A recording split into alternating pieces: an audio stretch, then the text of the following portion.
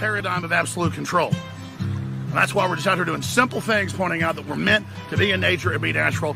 And this is where we find the source that God made to transcend the New World Order. And that's why they want to try to keep us out of it. I'm angry. I've had enough of these people. They're a bunch of Christian murderers scum. They're on giant death factories keeping babies alive and selling their body parts. What more do you need to know about these people? I go out and face these scum. They literally crawl out from under rocks. They have green looking skin and they run around screaming, we love Satan, we wanna eat babies. I have them on video.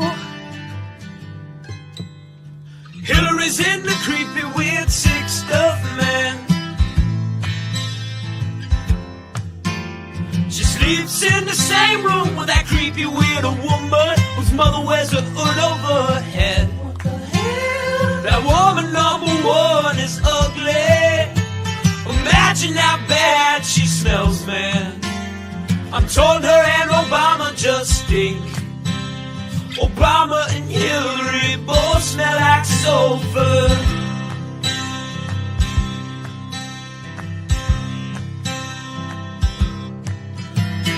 Literal vampire pot belly goblins are hobbling round coming after us.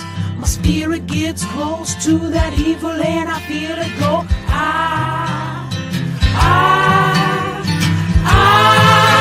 We're such self-centered crap. We don't even notice hell itself rising up against us.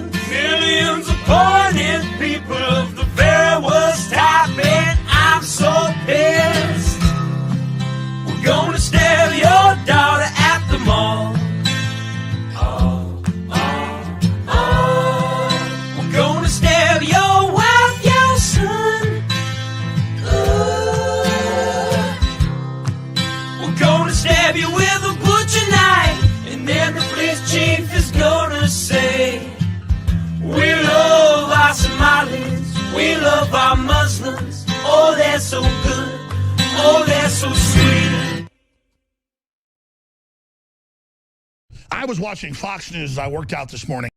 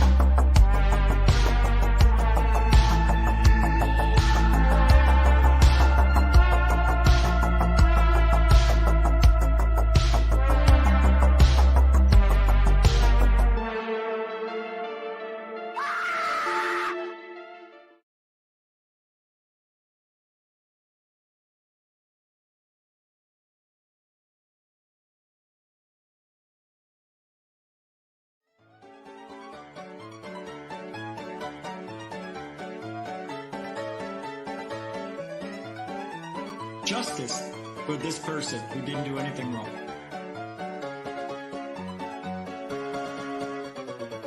Time to do some sketchy shit. Do-da, do-da, hope I get away with it. Oh, do-da, day.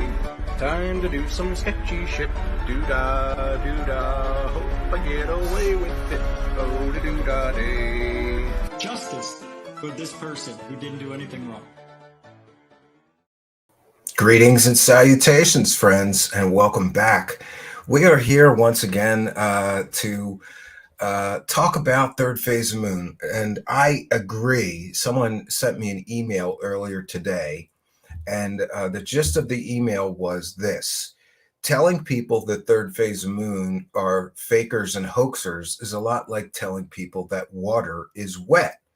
But what we do have to keep in mind is that they are attempting to pretend that they are credible all of a sudden. And I don't think that we should let them even pretend to be credible, given their long and well-established history of posting fake videos on purpose. Yes, on purpose, Rich. They post fake videos on purpose. So recently, both the links to both pieces are in the description of this video. For those unaware, Third Phase of Moon has decided, even though they post other people's videos, even in one case, a creator accused them of stealing a hoaxed video from him, which was a joke to celebrate his YouTube anniversary. All of his users knew it was a hoax and a joke. He created a fake TR3B video. They took that video from his channel. I'm not accusing them of stealing it. The original video creator accused them of stealing the video and profiting from it. He contacted them, then they pretended that somebody else contacted them. And it's interesting that in that video, they say that they're getting GPS coordinates from people on the ground. There is no GPS coordinates. They lied. They made that up. They're saying that there's multiple sightings, multiple sources are sending them these videos. Show them, third phase of moon. Show them.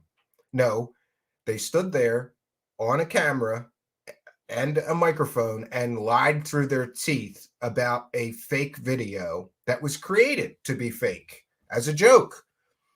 But they pretended it was a real TR3B sighting. And by the way, did you give that money back? Third phase of moon, did you get the ad revenue back that you generated with that? Because this, let's call it a disagreement between you and I, has become incredibly vicious. So vicious, in fact, that people who you pay money to went and told everybody on a public live stream that I may have pedo friends and that may make me a pedophile. And while we're on that subject, they did that. Rich from Goofon, who you pay, did that to multiple people that were critical of you. And we have all the evidence of that. They did that to Paul from the Out There channel.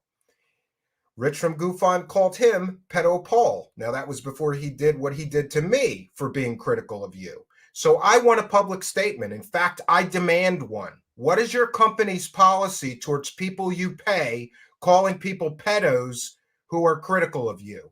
Do you condone that? Do you encourage it? People are making assumptions that since you never came out and condemned that action from someone who works for you.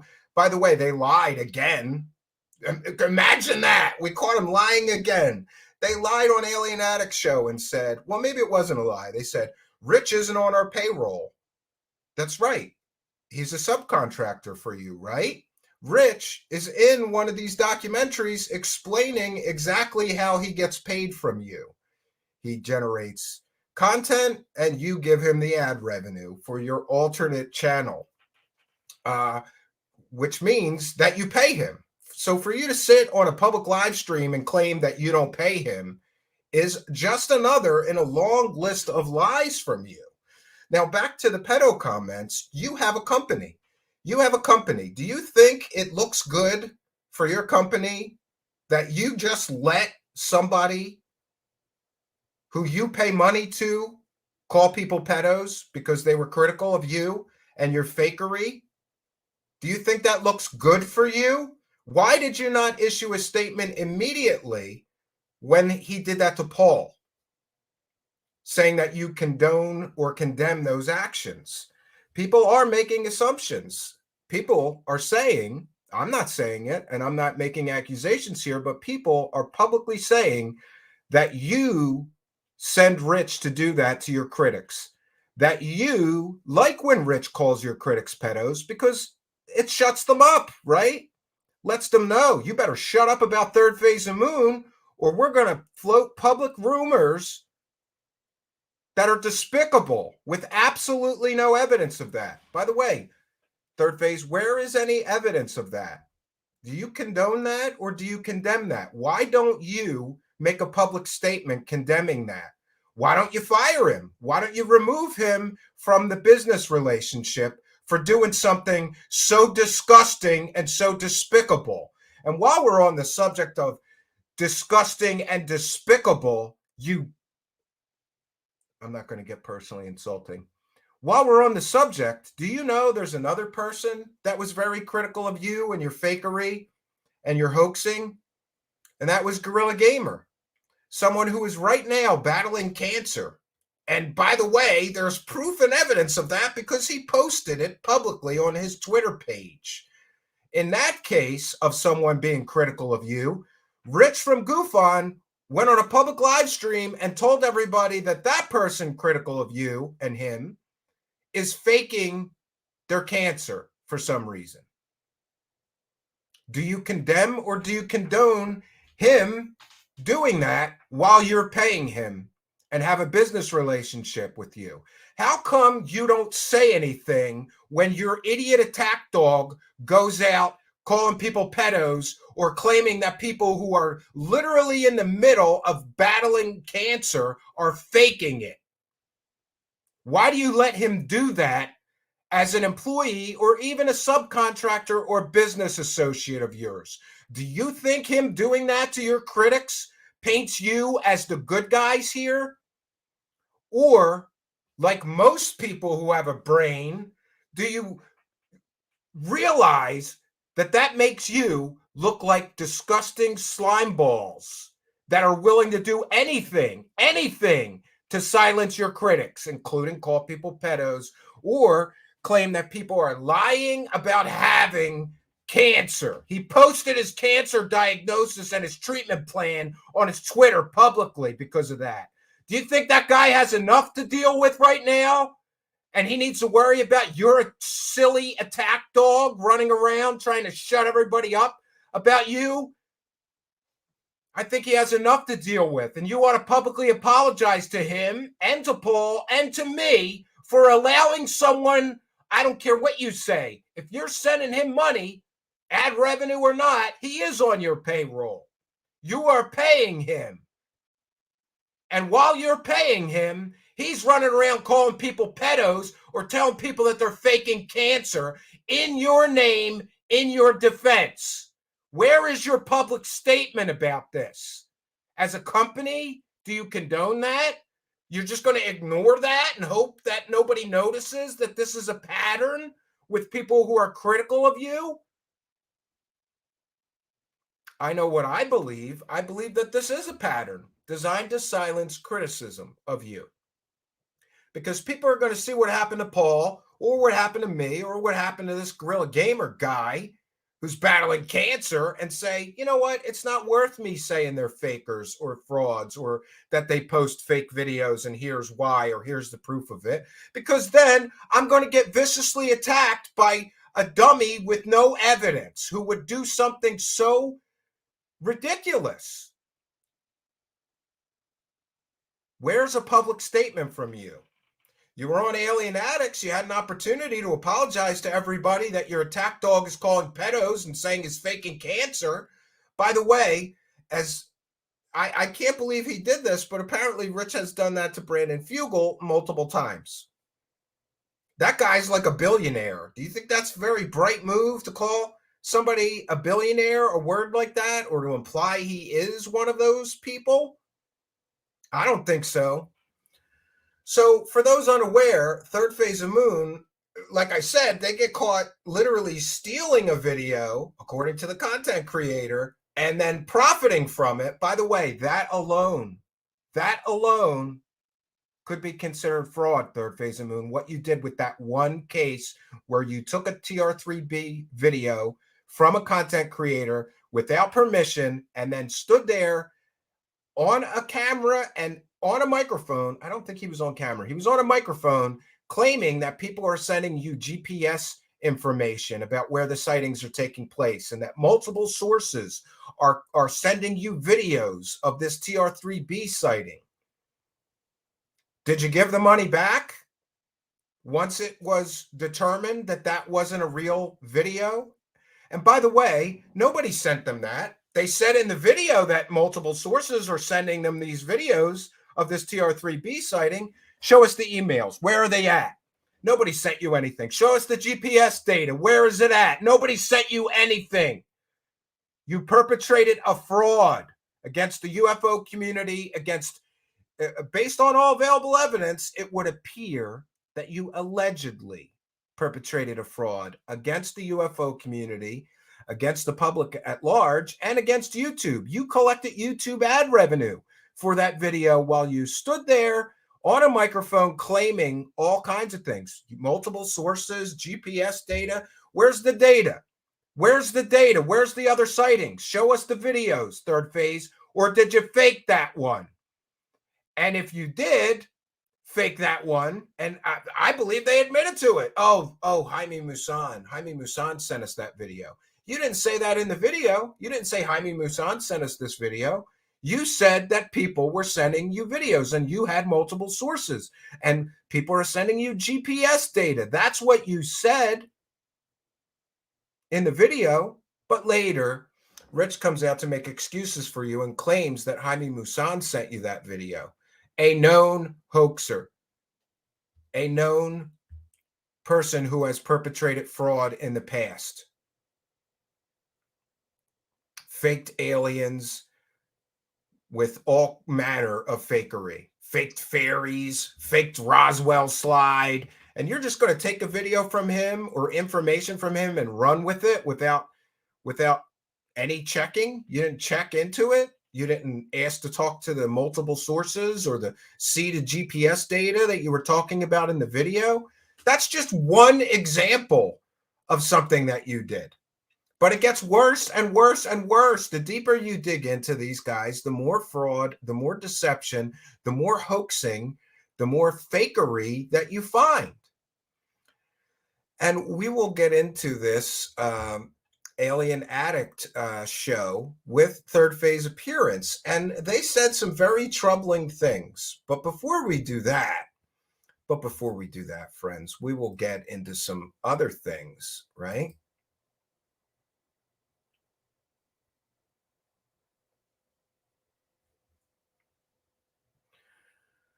One second. Let me go to my Twitter here. I've been posting some wonderful images, and we're going to talk about that. So in the Alien Addict presentation, they were very offended at the fact that the documentary film producer, by the way, I have children, and apparently the documentary film producer does not. That's not an excuse. I'm not making excuses for him. I, too, disagree with showing the face of the child of Third Phase of Moon in the documentary. However, Third Phase of Moon, Blake and Brent Cousins, used a 4-year-old child in the commission of a UFO alien hoax. And when they did that, they made the child relevant to the documentary. So while I would have blurred his face. There. I said it. I would have. The documentary film producer did not. But what we get from Third Phase of Moon, and this is very important, is on Alien Addict, they admit that they used pieces of their experimental film projects, including CGI, alien effects, and spaceship effects, and they put those up on their channel, pretending they were real, to see how people would react. And here we see the title. It doesn't say experimental film project. It doesn't say CGI created by us. It says UFO sighting and alien abduction caught on tape.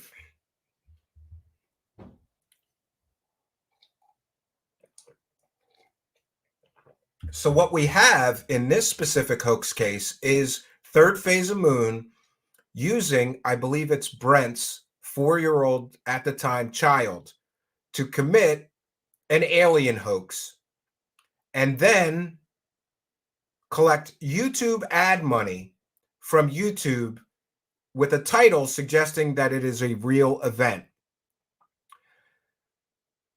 I don't know why these guys would actually go on a show and admit to this, but it appears to me that they did. We're going to hear exactly what they said so people can make up their own mind. And by the way, I'm just asking questions here. You know, kind of like they put a question mark behind everything and they think that absolves them of anything, right? Roswell images from recovered Roswell images from 1947, question mark. So my question for tonight is, did the Cousins brothers admit to fraud? Question mark. This case alone, using a 4-year-old child, creating a fictional alien sighting, and then putting it on YouTube with a title that it's a real UFO and alien abduction caught on tape, is clickbait. It is deception. It could be considered theft by deception because they kept the YouTube ad revenue from this. And let's look. 1,476,725 views. Now, this is back in 2011 before the adpocalypse. So one can imagine that they made quite a lot of money from this. And theft by deception, in order for theft by deception to be considered a felony, it's different in every state. I didn't look up Hawaii where they perpetrated this. However, I believe in most states, it's more than a few $100s makes it a felony. The problem, I suppose, for karma or the wheels of justice is that this is well out of statute. But I do think it's important still to point out that they admitted that they do this. They put fictional, experimental aliens and UFOs from their experimental film projects up on YouTube and pretended they were real so that people, they would know how people would react to that footage. No, it wasn't so they would know how people would react to it. It was so that they could make gobs and gobs of money. How much money did you get paid for 1.5 million views, YouTube views in 2011? Was that thousands of dollars, Cousins Brothers? Was that tens of thousands of dollars, Cousins Brothers? $100,000? Who knows? They know. They know exactly how much money they made from this. And it was a provable 100% hoax. They kept the money, right? And let's get into some of this other stuff. Oh, this one's my favorite. So Rich, who is fond of putting his foot in his mouth, right? And he always does this. He says, first of all, remember he said, there's no proof Third Phase of Moon ever hoaxed anything. Then they go on Alien Addicts show and admit they hoaxed a bunch of stuff. Great. Then he goes to, you can't prove we hoaxed anything in the past 5 years. Then it's 3 years. Recently, Rich said that he himself has never hoaxed anything, and he's never been caught hoaxing anything. Well, I've just begun my investigation, but there's already a few that I believe, based on all available evidence, are 100% hoaxes. Here in this video, Rich shows this image and claims that he took this image of a UFO at a coffee shop in Sedona, I believe it was. Great. And he claims a lot of things about this so-called UFO that he took a picture of. But in the images that he showed, the UFO never moved in the sky. That is entirely suspect. And besides that, the fact that the UFO never moved and we don't get to see above, we don't get to see the sky above the UFOs, this UFO. And by the way, that's by design. You couldn't see the sky above this UFO because this UFO was not a UFO and it was not in the sky. This is what it was. A security dome on a balcony at a coffee shop, right? He's saying that this is a UFO and he took a picture of this UFO and he has a whole story to go along with it. It's metal, right? There's doors and portholes on it. Or is it just a security dome from a camera? I know what I believe, and there's more evidence of hoaxing now from Rich, from GoofOn. And again, we've only just begun. I did just a few minutes of research into his past claims, and we've already come up with, I think, 3, or we'll say 2 for now, for sure, that I believe are hoaxes. The other one is on my Twitter, and you can follow me on Twitter. It's at Stephen Cambion, and it shows a lovely Ouija board session where suddenly there's a ghostly orb in the background above the Ouija boards. And then Rich walks into the frame still holding what appears to be a laser pointer. I call that a hoax. So Rich now is saying he's never hoaxed anything. He's never been caught hoaxing anything. By the way, Rich, what was that story that got you on television?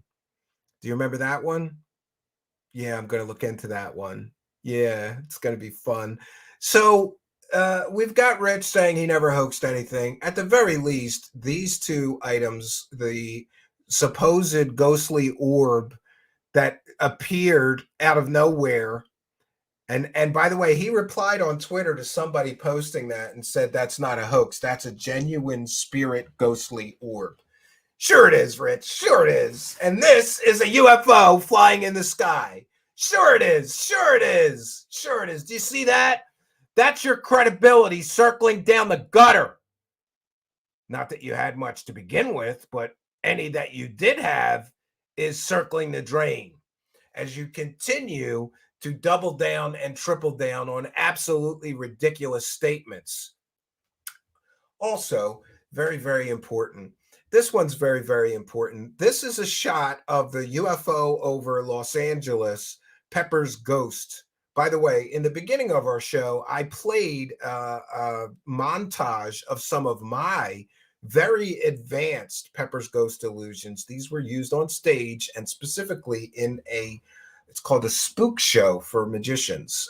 Many magicians, especially around Halloween time, will do a show and they will use the art of magic and illusions to create illusions of ghosts and things like that right on stage, right in front of people. I had a great one. We had a ghost that would look like it was crawling right at the audience. That was all Pepper's Ghost illusions. So Third Phase of Moon would have you believe that an award-winning illusionist who has created super advanced Pepper's Ghost illusions cannot spot a couple of amateurs doing a really crude garbage version of that beautiful method of illusion. Yes, I can. And yes, I did immediately notice that that was a reflection and not a real object in the sky. It's a Pepper's Ghost illusion. But more than that, we get a simple filter applied to a still from the video clearly shows the edges of a glass panel and the reflections of the glass in the frame of the video. This clearly proves that that was not a real object in the sky. But if you need more proof, these guys said on Alien Addicts show that that UFO was up in the sky for 10 minutes over a major city and not one person reported it. Not one person filmed it. Not one person took a picture of it. Only Third Phase of Moon. And I believe very strongly that all available evidence would suggest that this was a Pepper's Ghost illusion and that it was not a real object in the sky. If it was a real object in the sky, there would be other reports, there would be pictures, there would be hundreds of people would have taken video, pictures, film of it. This is a hoax from November 2018. But we'll get to see Third Phase of Lies try to lie their way out of that, saying that the documentary's all wrong because those weren't the same locations. Well, pardon me if I don't believe people who just stood there and admitted to fraud on a public live stream, who just stood there and admitted that they used, quote, experimental film footage that was fictional and put it up on YouTube and pretended it was real. You know, I have no obligation to just take that as an excuse. But when we hear what he said, I have a challenge for him. It's very simple. If he wants to say that the documentary is wrong and those two locations aren't the same. And by the way, we found a video of Rich. Rich thought it was the same location. He won't tell you that now. By the way, Rich, don't try taking it down. We have the video. We have the video of you comparing the locations and thinking it was the same location. We have the video. Great. Now, so we'll issue a challenge to them. But see, they've already got a convenient excuse. So privacy concerns.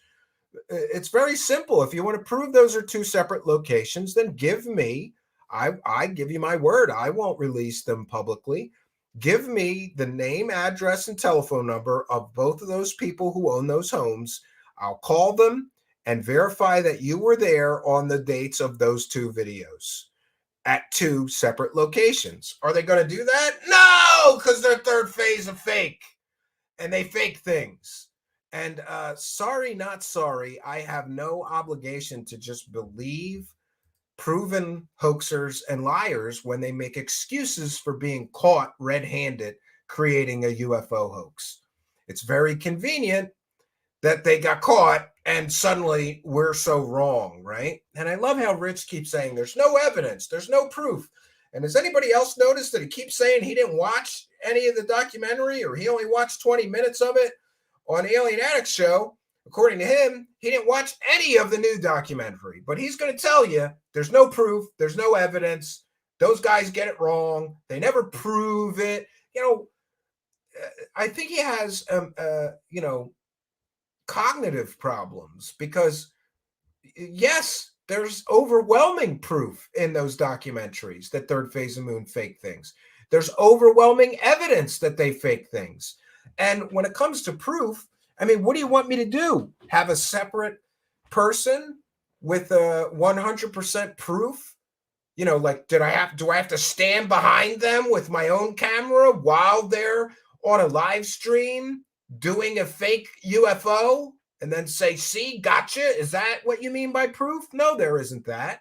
But through scientific analysis, through rigorous research, we can show significant, some would say, overwhelming evidence of these hoaxes, of them faking things, of them manufacturing objects in the sky that aren't really in the sky.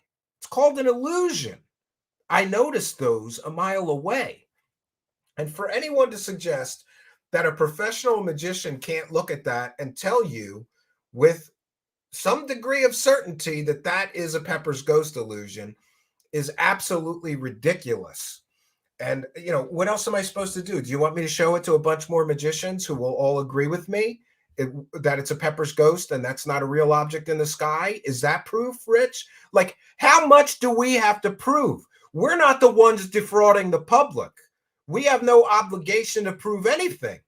They have an obligation to prove to everyone that they're not liars and hoaxers. I have no history of lying to people or creating hoaxes falsely, fake UFO videos, fake alien videos, and then profiting unfairly by lying in my titles. I have no history of that. My integrity is not in question. Theirs is, and yours is for working for them, and yours is for constantly defending their fakery, fraudery, and bull. The 2018, and here's another great thing, the 2018 over LA hoax, the Pepper's Ghost one, Rich did a show comparing the two locations, and he all but said that they faked it. And he goes off like, I don't understand why they would fake something like that at this point in their career. We have the clip of it. I'm not playing it tonight, but I have it. Then he goes on Alien Addicts show and pretends that he knows nothing about the 2018 Pepper's Ghost hoax. He covered it on his show. He even thought it was a fake video or that they somehow faked that video. Then he goes on Alien Addicts and lies by omission and pretends he doesn't know anything about it. Or maybe he forgot. He's so burnt out he can't remember that he covered that on his show. And even he thought, number one, these were the same locations. And number two, that they likely faked that 2018 live UFO sighting over LA. But let's get into this. We're going to cite fair use. We will, or you know what? Let me, yes, let's put up our fair use banner. This is transformative work. We are critiquing and discussing the video. And by the way, good for Ollie, who got them to come on the show and got them to, I think that he got them to admit to early hoaxing. That's my opinion based on what they said, and I'm entitled to that opinion.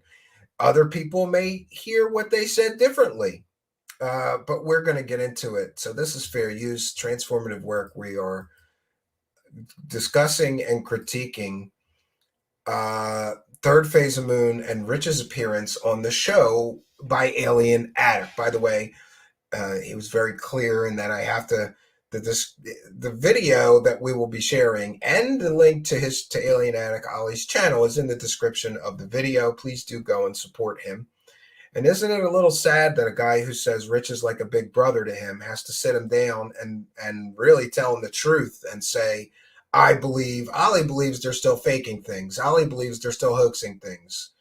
And good for Ollie for being honest and not just keeping his mouth shut when his friend is doing something foolishly stupid, like defending their, newfound credibility in the past 5 years. All right, we're not going to listen to 55 minutes of Rich denying things because that would be boring, but I have it queued up to I think that's about 10 or 12 minutes before third phase comes in. Third phase wasn't there very long. Let me see, what was third phase there? 108 to, we're going to try to get through all of what third phase had to say. 108 to 142. So that's not very long. We'll try to get through it. And by the way, I did see a few super chats come in. I will read those entirely. Thank you for the kindness, generosity, and support. The one last year with the psionics camera. You can't prove that they blurred it on purpose. Yes, I can. So for those unaware, Third Phase of Moon stood there and they filmed a helicopter and they purposely blurred the psionics camera so that it would appear to be just a glowing ball of light over the ocean. And we talked to unidentified S4 Anthony, who owns the same exact camera.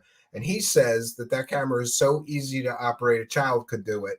The only way to overexpose an object like that is to do it on purpose. I talked to several more people. I can provide those sources if anybody would like to talk to them, all of which told me the same thing that Anthony said.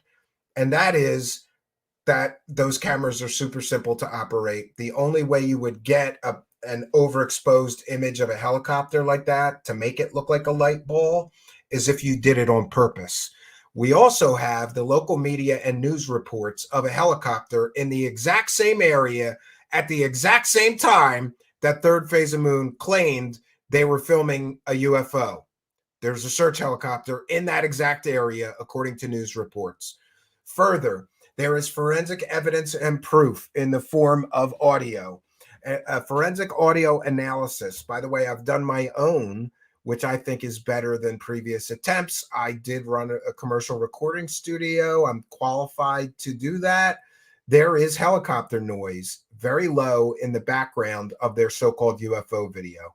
So yes, Rich, based on those things, I think it's very, very clear that they hoaxed that fake helicopter UFO in 2019. That's within your 3-year window. I mean, what are we up to next? You said they never hoaxed anything. Then you said they haven't hoaxed anything in 5 years. We got them dead to rights on the 2018 Pepper's Ghost Illusion hoax. Then you said they haven't hoaxed anything in the past 3 years. We've got them dead to rights with two hoaxes performed with the same camera using the same method to purposefully make an object overexposed, too much light to make it appear as a blob of light. I mean, are we going to get to 2 years, 1 year, last week? They haven't hoaxed anything since last week, Steve Campion. Leave them alone. Great. Psionic cameras aren't that great anyway. Yes, they are. And they're very easy to operate. And they're very easy to avoid that kind of overexposure. But you wouldn't know that, Rich, because you didn't do your homework. Rich is like that kid. Everybody remember this? There was always a kid in school. Remember when the book reports were due and you had to stand up in front of class and read your book report? There was always that kid that you could tell he didn't read the book. He's just trying to bluff his way through the book report. And by the way, Rich is here to defend Third Phase of Moon on a public live stream, and he's claiming he didn't even watch the documentary that the show is talking about for the whole show. Again, he's the kid trying to bluff his way through a book report. And here we have him. He's making all these statements about these psionics cameras. Did you talk to people who own them besides Third Phase? Did you do any research to determine that they could have done that by accident or not? No. He's bluffing his way through the book report here because he's the laziest person I have ever met in my entire life. And they have a first edition psionics camera. You know, it's not as good as the newer one. Is that an excuse for pretending that a helicopter is a UFO, Rich? Is that what you're claiming? It's a helicopter. The news reports confirm it. The forensic analysis of the audio file confirms it's a helicopter, Rich. That's my excuse. Oh, and by the way, they have other footage of it taken from a phone. Post it, and we'll get to see a helicopter, Rich. For them. I really don't know, man. I'm surprised we're even talking about that video of all things, but I guess they're going to scrutinize every single move they make. Yes, I am. Thanks to you. Thanks to you, Rich. They can thank you for me. You sicked me on them. Congratulations. They can thank you for all of this because you started all of this, Rich. Reason why people are talking about those videos, Rich, is this is how much of an impact you have made. So yay, because you've said that they've not faked anything in the last 5 years that I know of. Oh, he's got and I always put that in there. No, you don't. That is probably why the second That's documentary new. is being made. Move the So goalpost, Rich. I would be very proud of that. I mean, Stevens, you know, we spoke. I said, you're welcome to use whatever you want from my channel. I know he's put Heathcliff's stuff out there. He's put Paul's stuff out there. The Out There channel. Which, by the way, shouldn't even qualify as stuff anyway. That guy's the dumbest guy on the planet. Yeah, the dumbest guy on the planet that proved you a liar many, many times.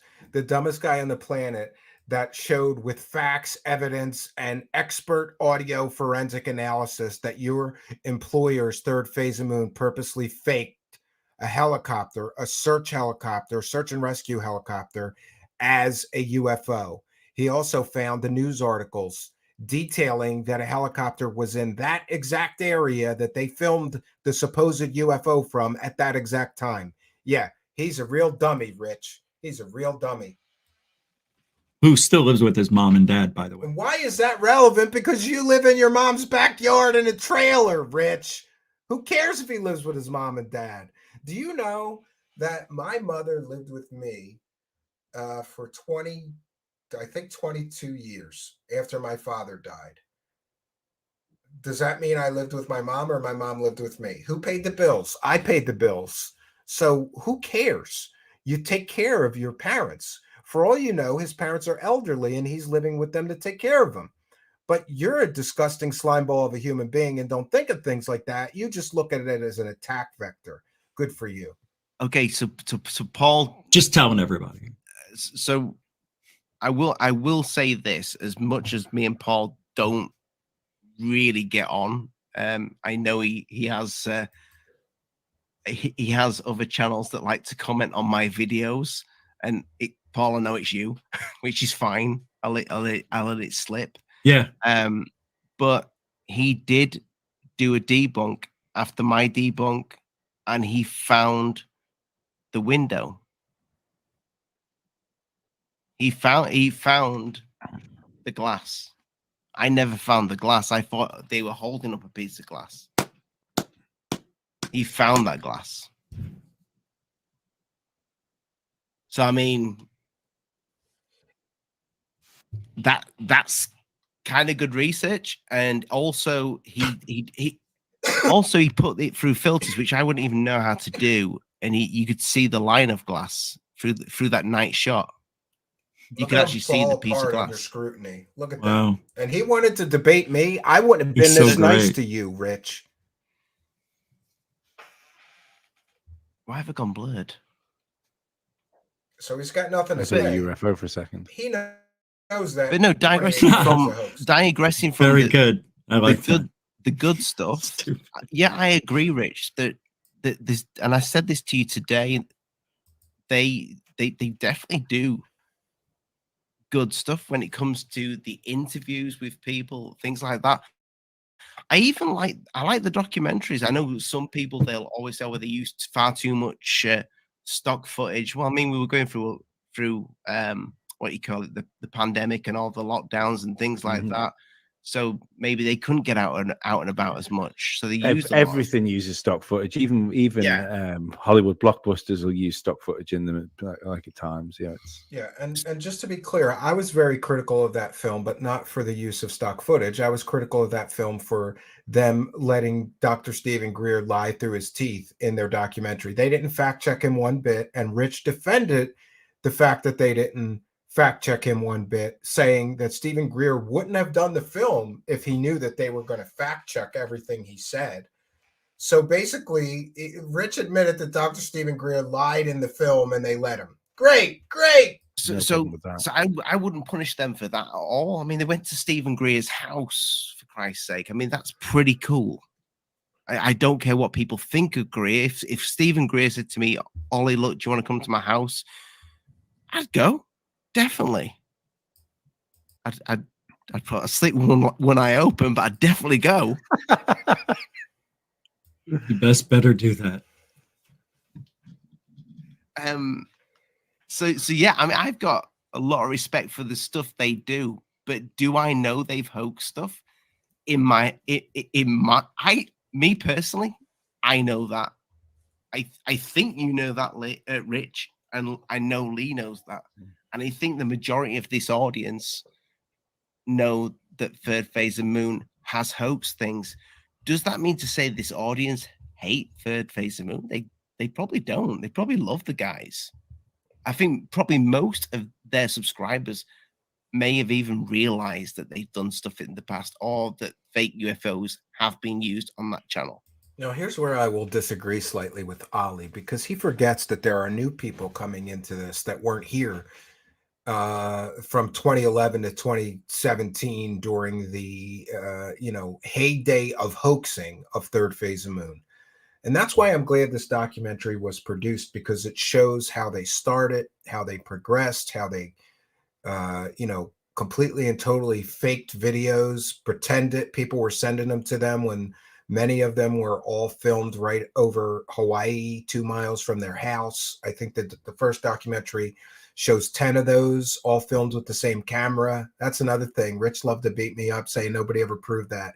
Well, there's a map, Rich, and it shows 10 UFO sightings, all within 2 miles of their house. And people can analyze those videos and tell if they're from the same camera. You didn't do your homework again. But they still love the channel. But people just want to see shit. That's all. People want to be entertained. If Third Phase of Moon went... Their channel is labeled as science and technology news, not entertainment. Do they want to change it to entertainment so that they can just post fake stuff all they want? Or are they going to continue to pretend that they're science and technology news while they're posting fake science and technology news constantly, Rich? Back to posting the videos of old, you know how popular they would get again? Do you know that it would go through the roof? It's amazing what people fucking like more than they like the bullshit. So just give people what they like, even if you have to lie about it. Great. They do. That's the problem. It is, what they did in the past, but people too. I mean, they love that crazy off the wall shit. That's why they went viral back in the day, and that's why they kept doing it. I get it. It's addicting. Imagine, making all that.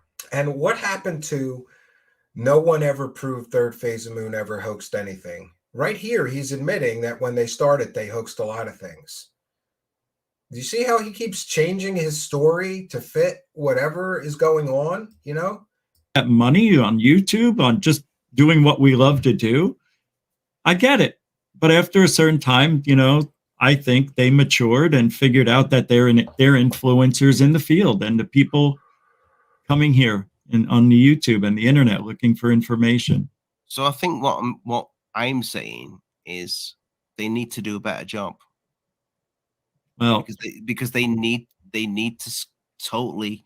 Then I think they have it. There's a temptation, especially when they've either had a smoke or a drink or whatever, to fake a UFO video. I believe the one they did at their friend's house, they probably got high. They probably realized and thought. They probably looked at each other and went, "Are we doing this? hell yeah, we're doing this.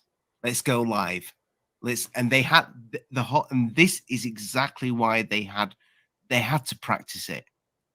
So people have said, so why would there even be practice runs? Why would it even show that? You don't even know what that is. It's just cuts of something. You don't even know if they're a second, a minute. That's the problem. It was a live show. I understand that. But maybe they were just taking pictures of the backyard. Maybe the guy was just, they saw the lights and decided to go live after a few minutes. Those aren't going away. Those aren't flares. What is that? Is that a plane? Oh, shit. Let's, and I know that's not, because obviously we. Yes, according to Third Phase of Moon, the object was in the sky for 10 minutes. So this person took 9 different videos of an object in the sky that was in the sky for 10 minutes. That means he stopped the camera and then started the camera every 1 minute. 1 minute, something seconds. No, those were most likely practice runs to see how the fake image in the reflecting in the glass looked. And Rich is forgetting to tell everybody that he did a show on this exact hoax and came away wondering why they would fake something like that in this stage in their career. Now he's going to sit here and pretend that he doesn't know anything about that and that this wasn't a hoax. We know what happened. And by the way, I am replaying a video from Alien Addict. So if anybody wants a copyright strike, they're going to have to copyright strike him as well. I am simply replaying his video. We are critiquing the video being discussed. This is relevant to the conversation. We're educating the public about the hoaxes perpetrated by Third Phase of Moon. But yeah, that sucks. It does suck. I get it. Congratulations. I mean, you still didn't prove it, but to me, I would say that one was definitely not what it said. When Tyler sent me that. Definitely not what it seemed. So he all but admits that one was a hoax. Does that mean that your talking points that they haven't hoaxed anything in 5 years falls apart, Rich? You said they haven't hoaxed anything in 5 years. Here you're saying that one is definitely not what it seemed to be. And you did a separate show asking why they would fake something like this at this stage in their career. Remember that? I mean, when I got that sent immediately after the video, that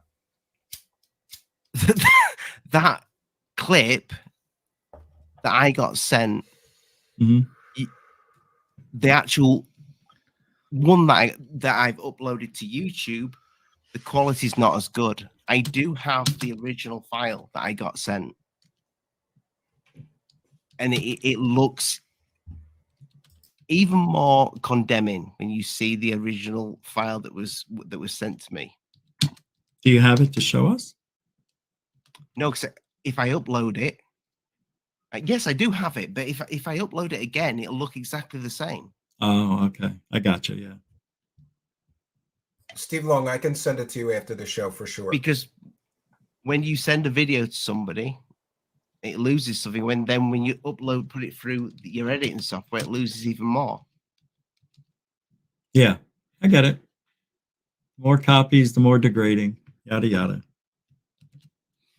But yeah, it 100% they faked that, and that was in 2018. So that's before my time.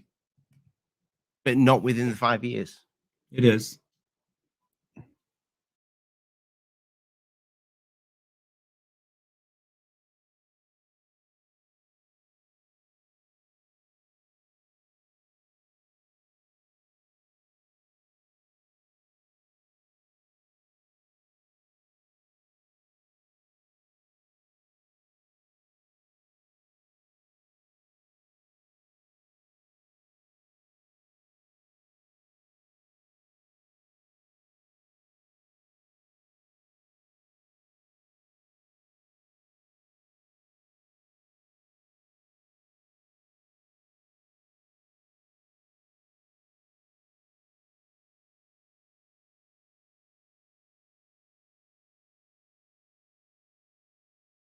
It's within the 5 years.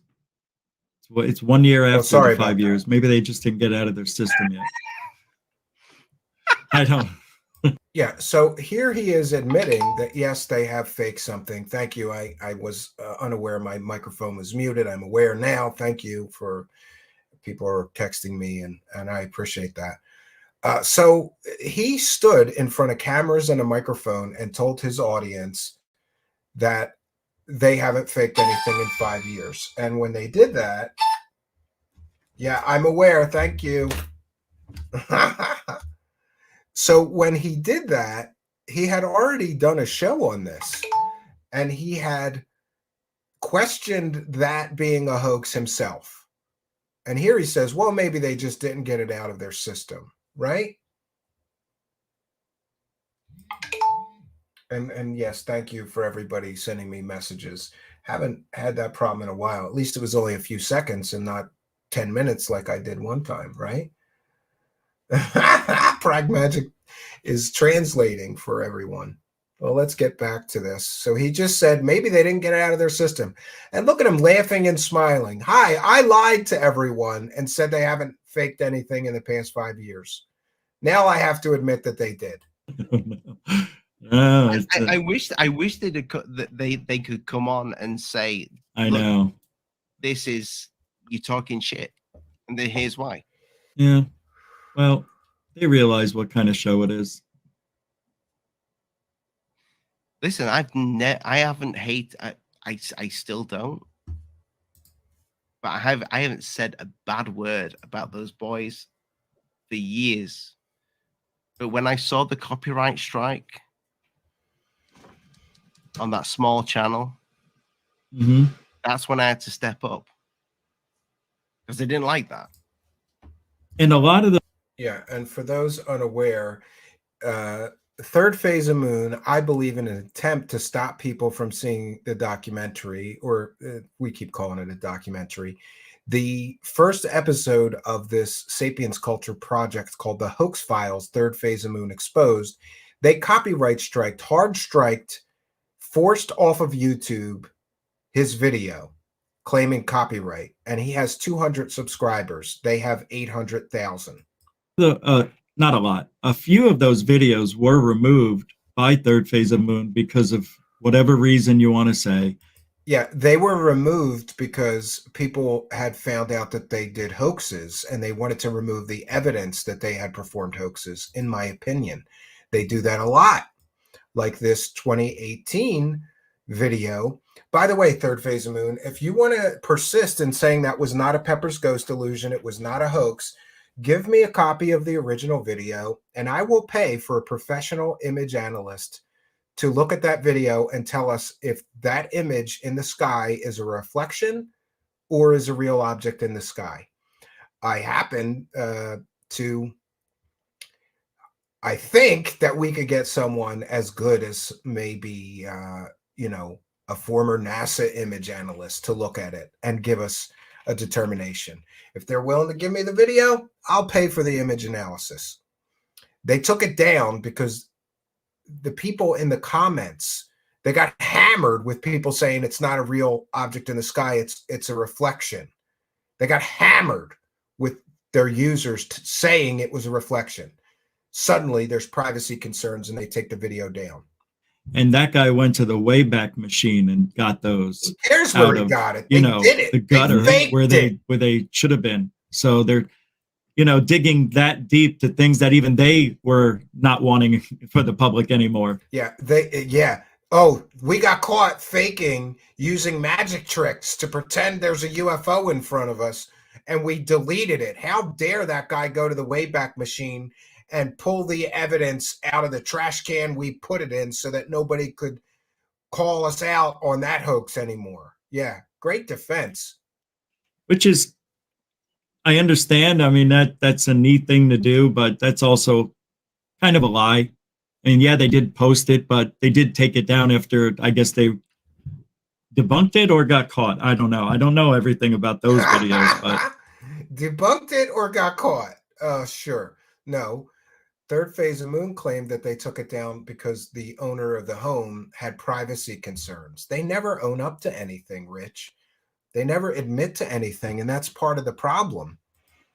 there's things in those It's in that just getting first in that first debunk that I know are stupid. There are stuff from the films that have been put in. Yeah. That was, I think, like little practice runs that they tested on the channel. No, they were from some of them were from their movies that they just took straight out From that were CGI, and they made and they're trying to say that those were videos put on Third Phase of Moon, which they weren't. Yes, they were. And Third Phase of Moon comes on in a few minutes and admits that they did exactly that. They took CGI created aliens and images from their so-called, quote, experimental films and put them up on their channel to see how people would react to that. And if we go back to, we can go back to, by the way, somebody just sent me a video of Rich saying that I look like a lesbian with bad hair. She looks like a lesbian with bad hair. Brother, you wish you were as handsome as me or even had good hair. I'm not going to play that though. Why is he always misgendering me, right? I'm a man, buddy. I'm a manly man. It's okay. You can keep misgendering me while you're living in a trailer in your mom's backyard. Loser at life. That doesn't affect me. It doesn't hurt me if that's what you're trying to do. But let's go back to this one thing because it's very important, and I'm going to share my screen. Again, this is a transformative work. We're educating the public. This was pulled from Wayback Machine as well. Again, this is the video that they created with a fake CGI alien and their Brent at the time's then 4-year-old son. And it says UFO sighting and alien abduction caught on tape. Doomsday? That means that Rich is correct. They took stuff that they created with CGI and they put it on their channel pretending it was real.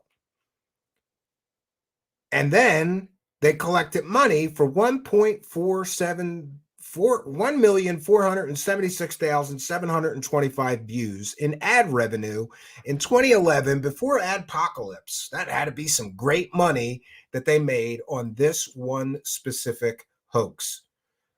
And Rich just said that they did that, and people are trying to call that a hoax because it is a hoax. They put fake CGI alien with a video of their Brent's then 4-year-old child on YouTube, and this is how they titled it.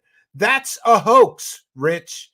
They purposefully defrauded the public. They purposefully deceived everyone, right? And let's look up, let's do this. Let's look up the dictionary definition of fraud. Let's do that because language is important.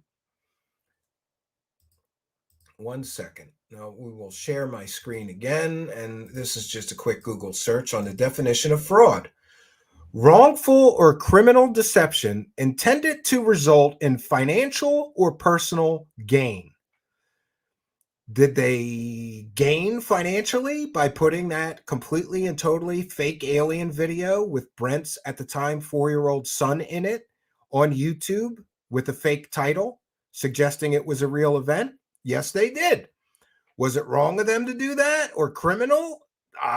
That's not my determination to make. Was it deception? Certainly that was deception. They didn't tell everybody. This is CGI that we created of a fake alien that we filmed Brent's 4-year-old son with for fun and put it on YouTube. They put it on YouTube and pretended it was a real alien sighting. And then they got 1.5 million views on it and they kept the YouTube money. So you decide, did they do a wrongful or criminal deception in that case intended to result in financial or personal gain? A person or thing intended to deceive others, typically by unjustifiably claiming or being credited with accomplishments or qualities. You know, like capturing a real alien sighting? Great. So let's get back to the video now that we've clearly defined that. I believe we have clearly defined based on all available evidence what they did. And we've seen the textbook or dictionary definition of the word fraud. People can make up their own mind. Oh, I'm not here to be their judge or jury. I'm simply here to educate the public about what it is that they do and have done in the past. Back to the video. They were in the documentaries they made. A couple of those. Yeah, like the one with Brent's little boy.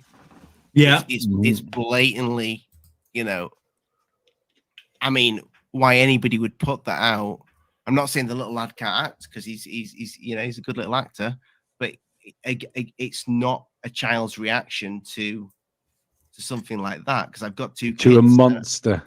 Yeah, it's definitely not. It's definitely not a kid's reaction to a monster.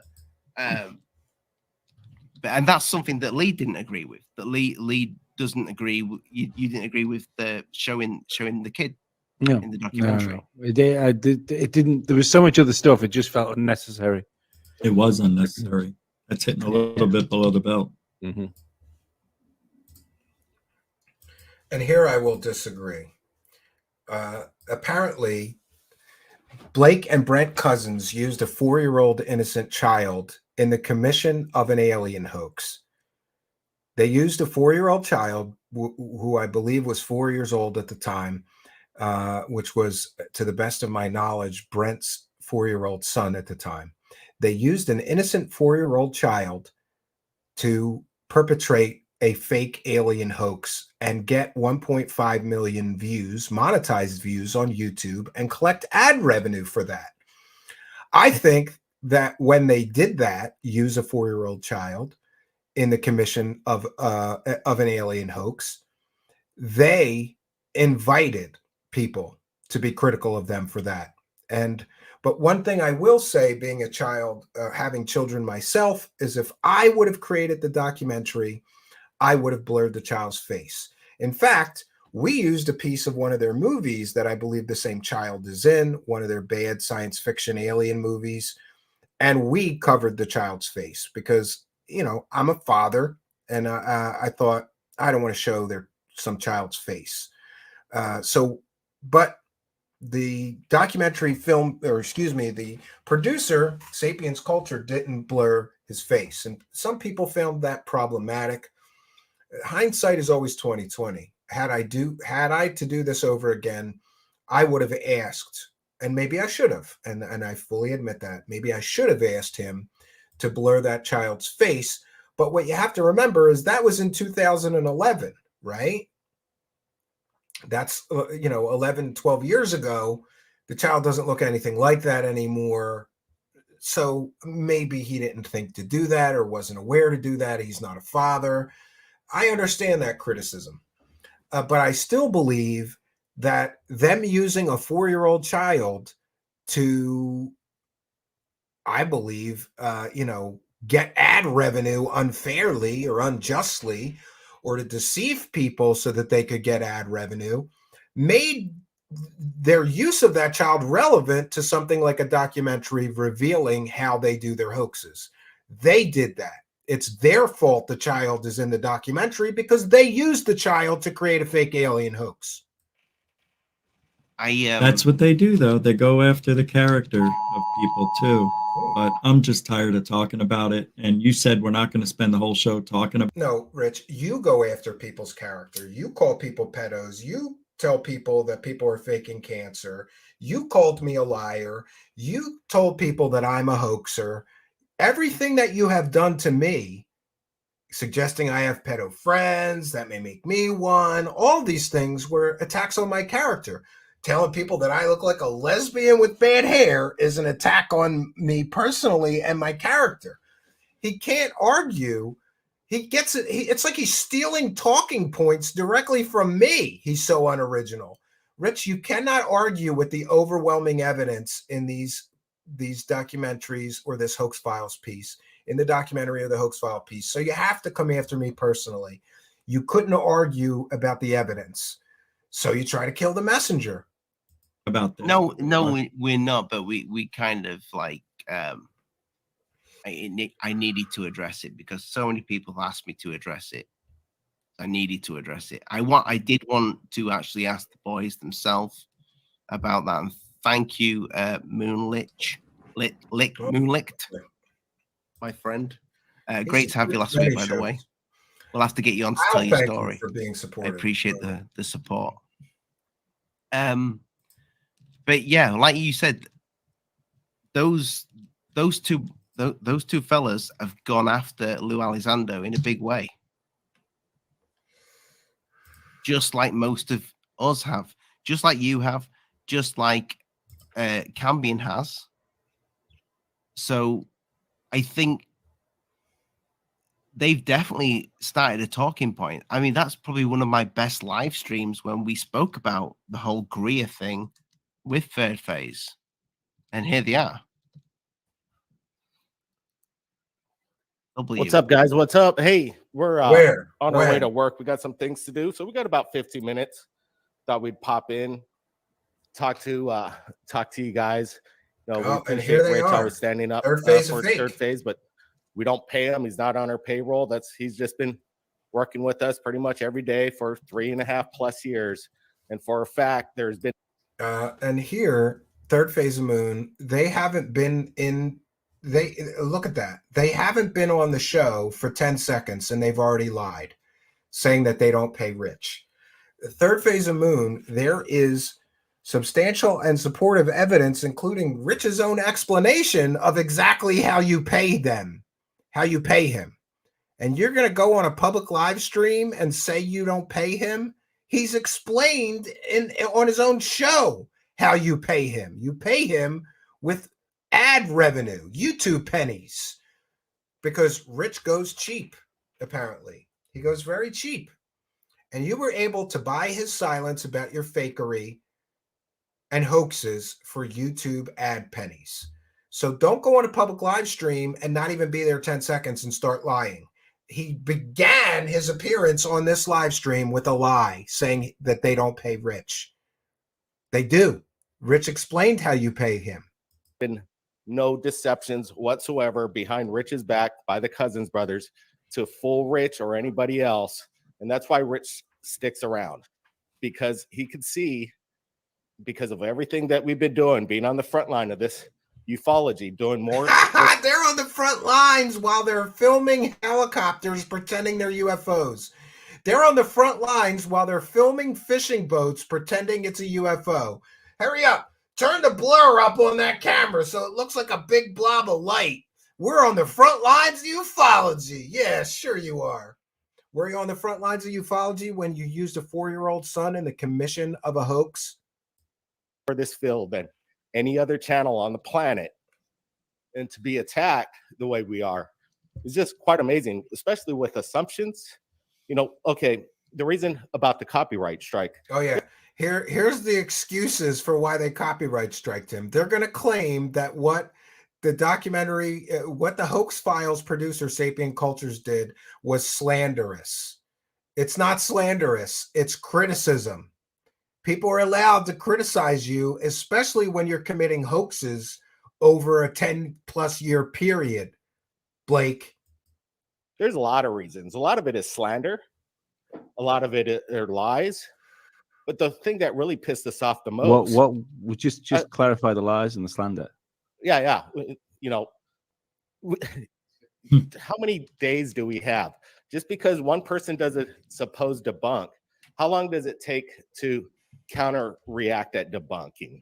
We don't have all the time in the world to play little games with little channels making false assumptions. And if, let's just say, and I would just say they were not assumptions at all. They were conclusions based on very well researched evidence and scientific analysis and topographical analysis in the form of where is the location.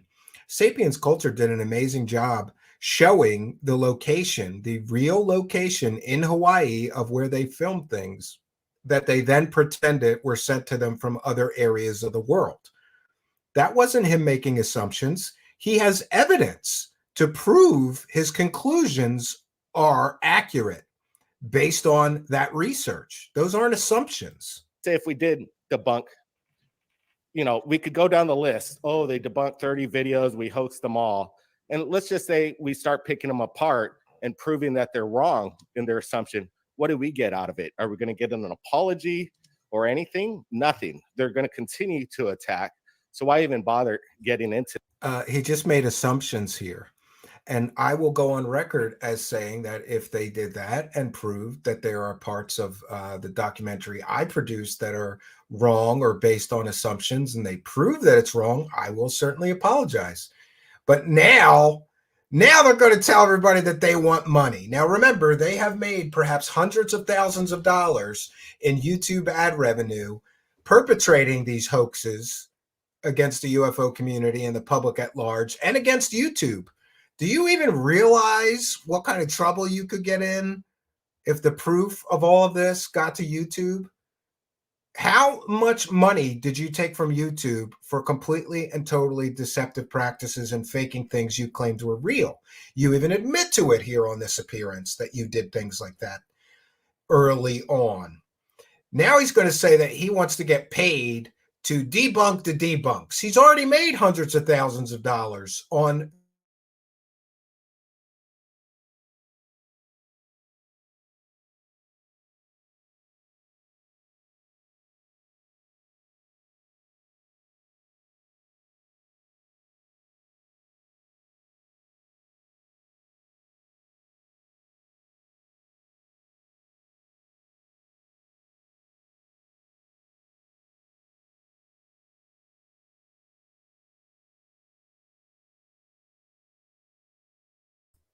and here I go. I got thrown out of my own.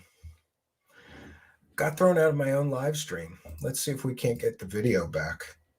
Pardon the interruption. Apparently, there are some issues going on with StreamYard right now. Facebook streams are not working, and they are claiming that streams are being dropped for some reason. There's a technical issue that they are working on. So if I should happen to derez again, you will know that there is a technical issue, but I will try to get back as quickly as possible. Okay, so let's just back it up 1 second, and we'll go right back to the video of Third Phase of Moon and their explanation into this. assumptions? And let's just say if we did debunk, we could go down the list. Oh, they debunked 30 videos. We hoaxed them all. And let's just say we start picking them apart and proving that they're wrong in their assumption. What do we get out of it? Are we going to get an apology or anything? Nothing. They're going to continue to attack. So why even bother getting into that? Because we're not going to get any apologies. We're not going to get any financial gain. Are they going to pay us for our work to debunk ridiculous claims? I don't think so. They want to be paid to debunk the debunk.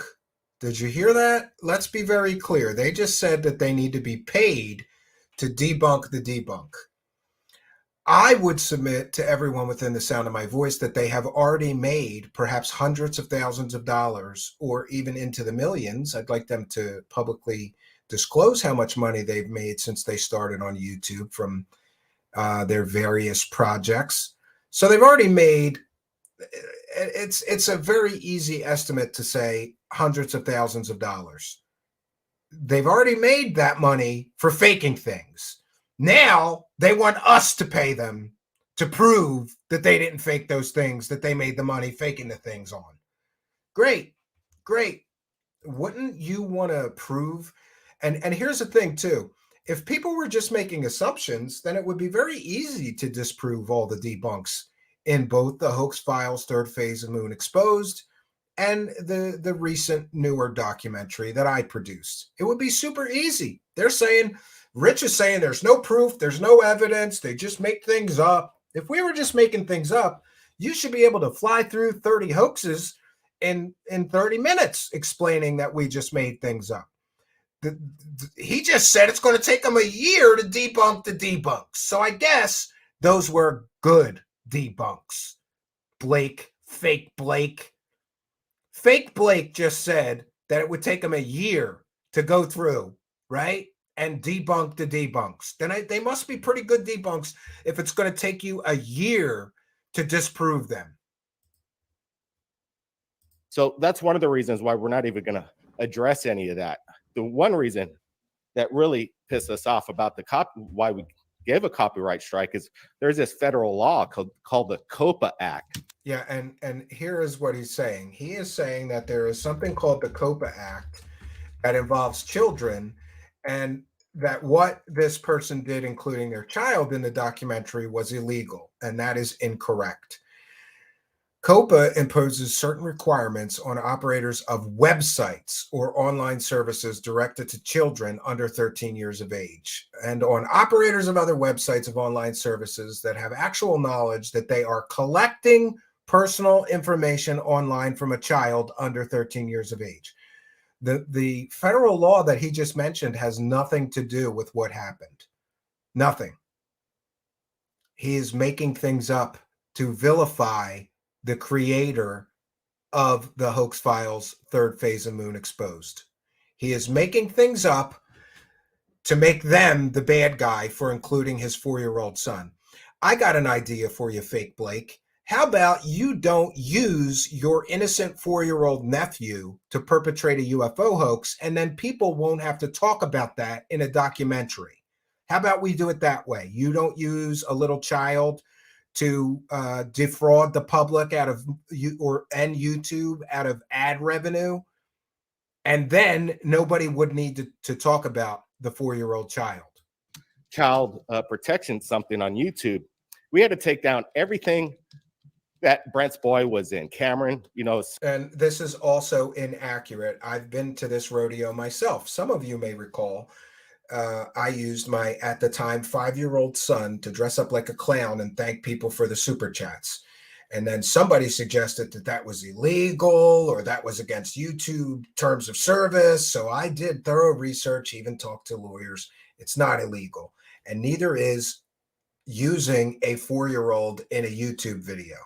The only requirements that YouTube has is that you cannot expose a child to adult language or situations in the creation of the video. And so he's lying. There is nothing that says you have to take videos down with a child in them. All YouTube says in their policies is that you cannot expose that child to adult language or situations. In my case, my child is filmed on a green screen or whatever, not during the live show. He doesn't even know what is really going on in the live show. And he just stands there and he says, "Praise to Cash. Thank you for your generosity." That is perfectly acceptable and within YouTube terms of service. But you know what's against YouTube terms of service? Committing fraud with a 4-year-old child. Maybe that has more to do with why they took those videos down than YouTube policies, which clearly don't say you just have to take videos with children's down. He doesn't even know what he's talking about here. And again, he's trying to vilify the person who created the video. And again, I've said on record, I'll say it again, I'm a father. I would have blurred the child's face, but I certainly would have included that bit because it shows that bit of the hoax files, Third Phase of Moon Exposed, shows what lengths these guys are willing to go to fake videos and falsely make money that they haven't really earned or deserve on YouTube. They used a 4-year-old child to fake an alien video and get 1.5 million views on YouTube. That makes that child and his participation in that alien hoax relevant to a documentary exposing the hoaxes. Son, we've worked with my nephew since he was 2 years old, trying to teach him the ways of filmmaking, directing. We actually won a Guggenheim Museum Award. And here comes the Linda Moulton Howe maneuver. We got a box of awards for our filmmaking. Did you get a box of awards for putting fake CGI videos on YouTube and pretending they were real so that you could make money? And the George Lucas Award for films that we did with Cameron. We made a science fiction movie with Cameron. Did you tell the 4-year-old child that you were faking an alien video to make money on YouTube when you used him in that film? The problem what they're doing is, hey, we had to remove those videos off YouTube, and he goes ahead and shows Brent's 4-year-old child in a way saying that he's participating in a hoax and we're the worst. The thumbnail, we showed it. I can show it again. The title of the video that you put him in clearly shows that you used that 4-year-old child in the commission of an alien hoax. You know, Brent's the worst father on the planet.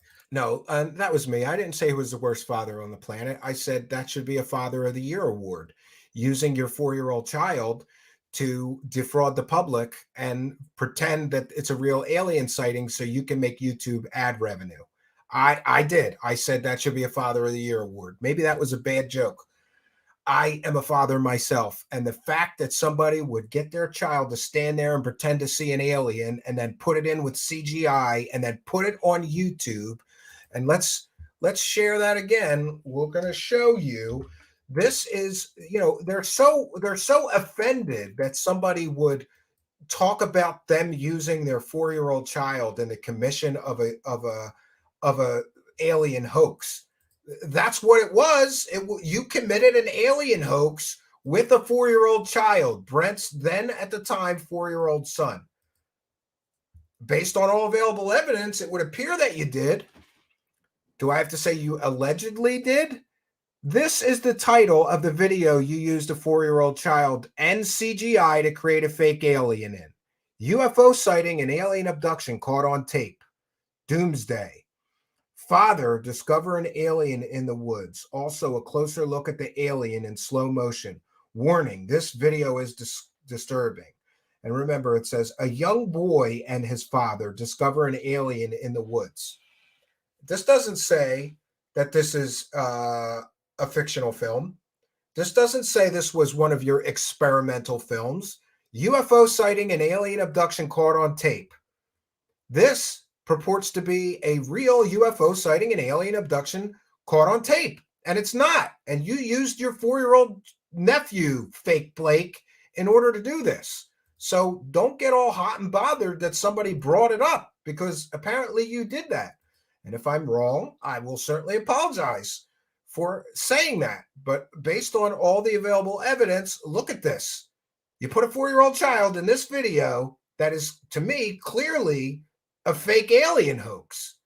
And then you collected YouTube ad revenue and you kept the money. So the fact that somebody would bring that up in a documentary,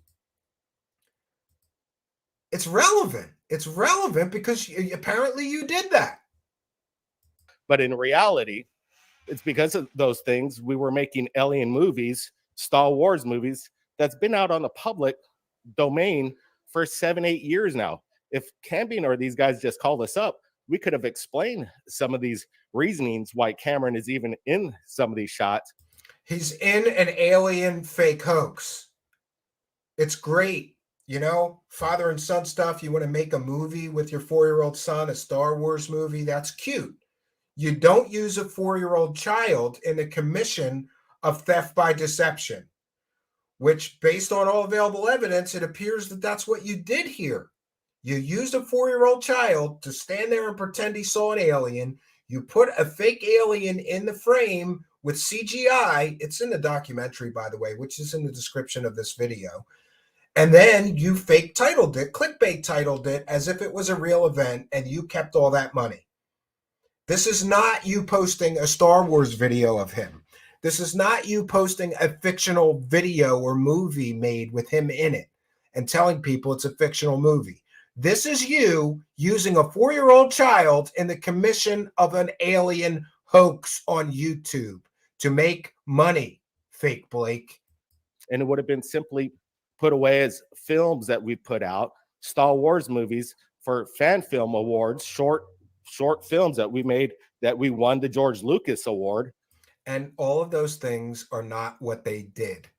They are muddying the waters here and trying to gain sympathy and vilify the person who talked about the commission of this hoax with the 4-year-old child. So if Brent's trying to teach his boy on how to be a great filmmaker from award-winning filmmakers such as... He was trying to teach him how to be a great hoaxer and make 1.5 million YouTube monetized views on a fake alien hoax video and keep all the money.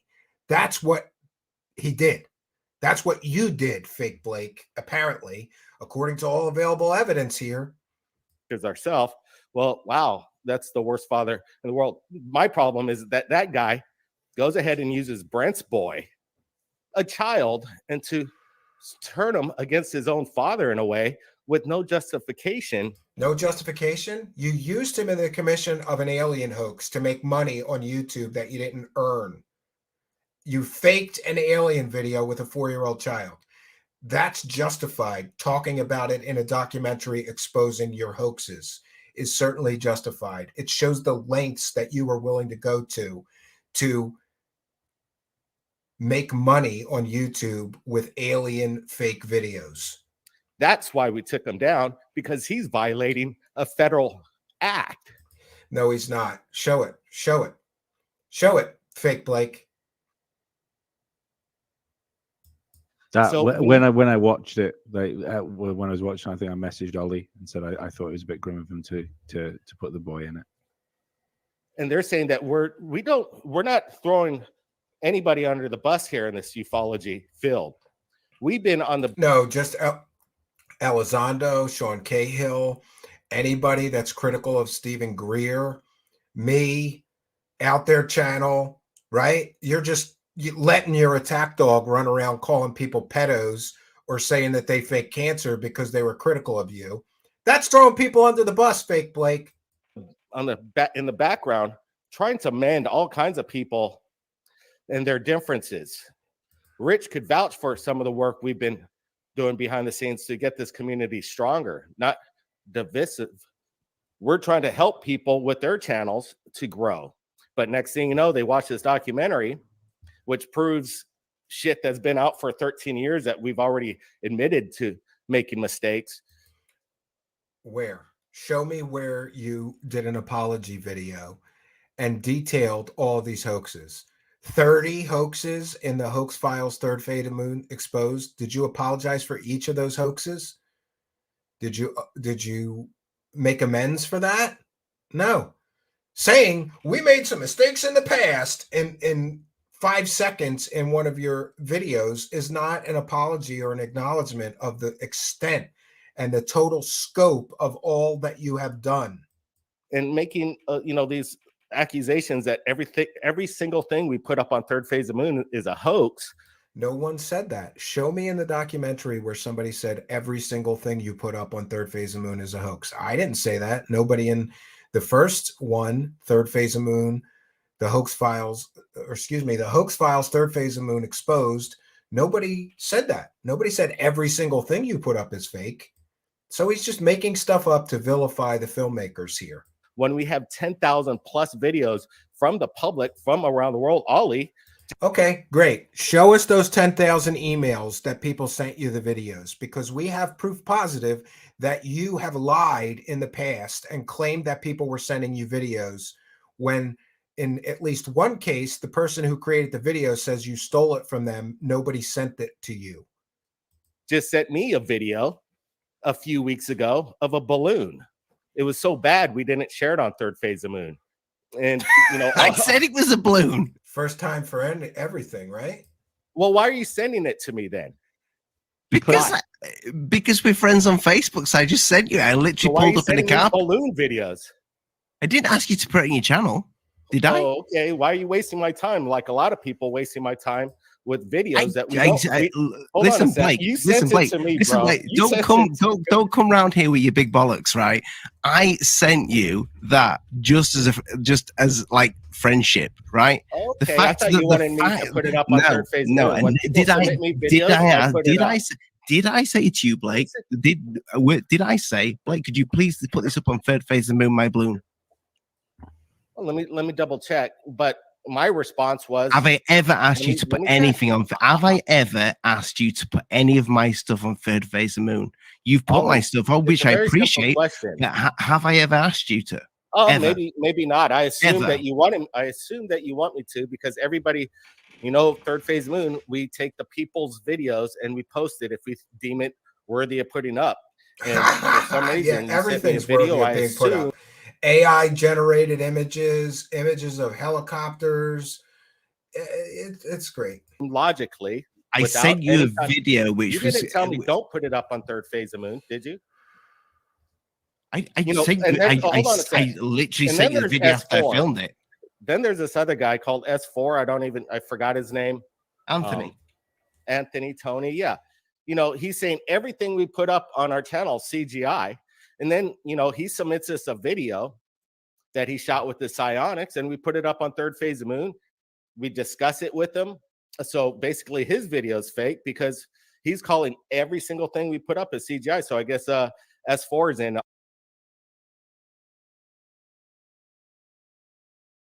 And I believe that's an inaccurate statement as well. I've never heard Anthony say that everything on your channel is CGI.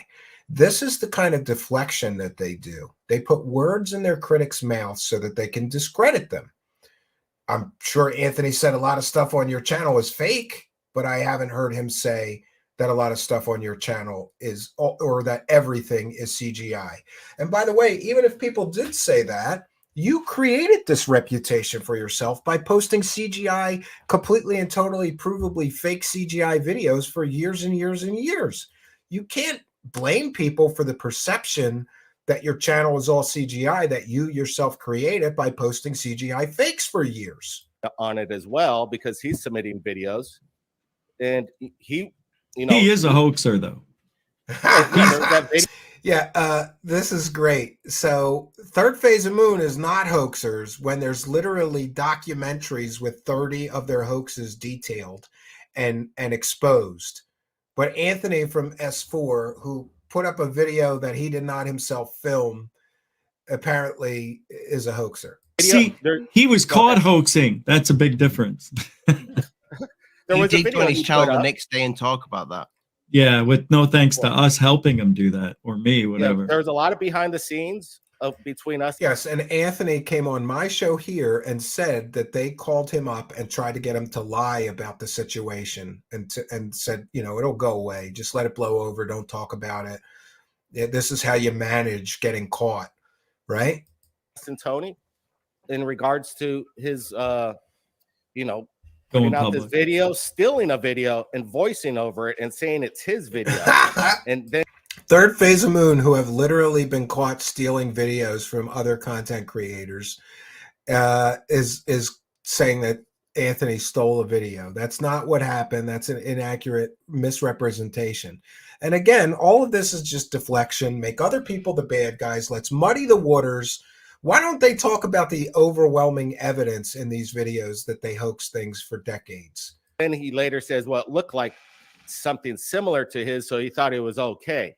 It doesn't matter. All we know is we were behind the scenes to try and fix things and create a narrative that, hey, look. Why does he need to create a narrative? He decided to tell the truth. You don't need a narrative. You don't need to create a narrative if you're telling the truth. Third Phase of Moon has lots of experience creating fake narratives, though, because every time they get caught, they create a fake narrative. Oh, let's blame Jaime Maussan for this one. We just got caught stealing a video that was definitely a hoax from, another content creator. So let's blame Jaime Maussan. That's the fake narratives. They're good at creating fake narratives. Anthony, to his credit, didn't want to create a fake narrative. He came clean, told everybody exactly what happened, and they're going to crucify him for one mistake. Meanwhile, Third Phase of Moon, it's a mistake every week from them, right? Look, Anthony, all you have to do is probably just ignore it. If you get called out on it, maybe say something. But hey, if you're going to apologize, which is fine. But now he says that he's everything we put up on Third Phase of Moon CGI, but he's the one that's submitting us videos. So there's a lot of hypocrisy going on here because you're moving away from the conversation. I'm not moving away. I'm just telling you that we have 10,000 videos from the public. You're doing the Lou Elizondo. You're learning off the best. You're moving the conversation. He's not. He was just continuing off what we were saying about how Tony sends fake stuff in, and he was still going. You're just impatient. Which is you want to talk about the glass? You want to talk about the glass? Not yet. No. What do you want to talk about? So when I interviewed Tyler, I asked him a question about him faking UFOs. He admitted on the show to faking UFOs. You boys have never admitted that. You said you put out stuff Thanks. that you Mr. Eon. The community knows, maybe not your channel, but the community that are switched on, they know that you've been making obviously fake alien UFOs. underneath. So alien underneath the car is a real alien underneath the car, right? Do you really expect that people would believe alien underneath the car? Look, we've been. And by the way, Alien Underneath the Car got them over 1 million views, I believe. So they're right now admitting they knew that was fake when they posted it and got 1 million views, all monetized, and they kept the money. And now they're making fun of anybody who would think it was real when they titled it like it was a real video of an alien captured on tape under a car.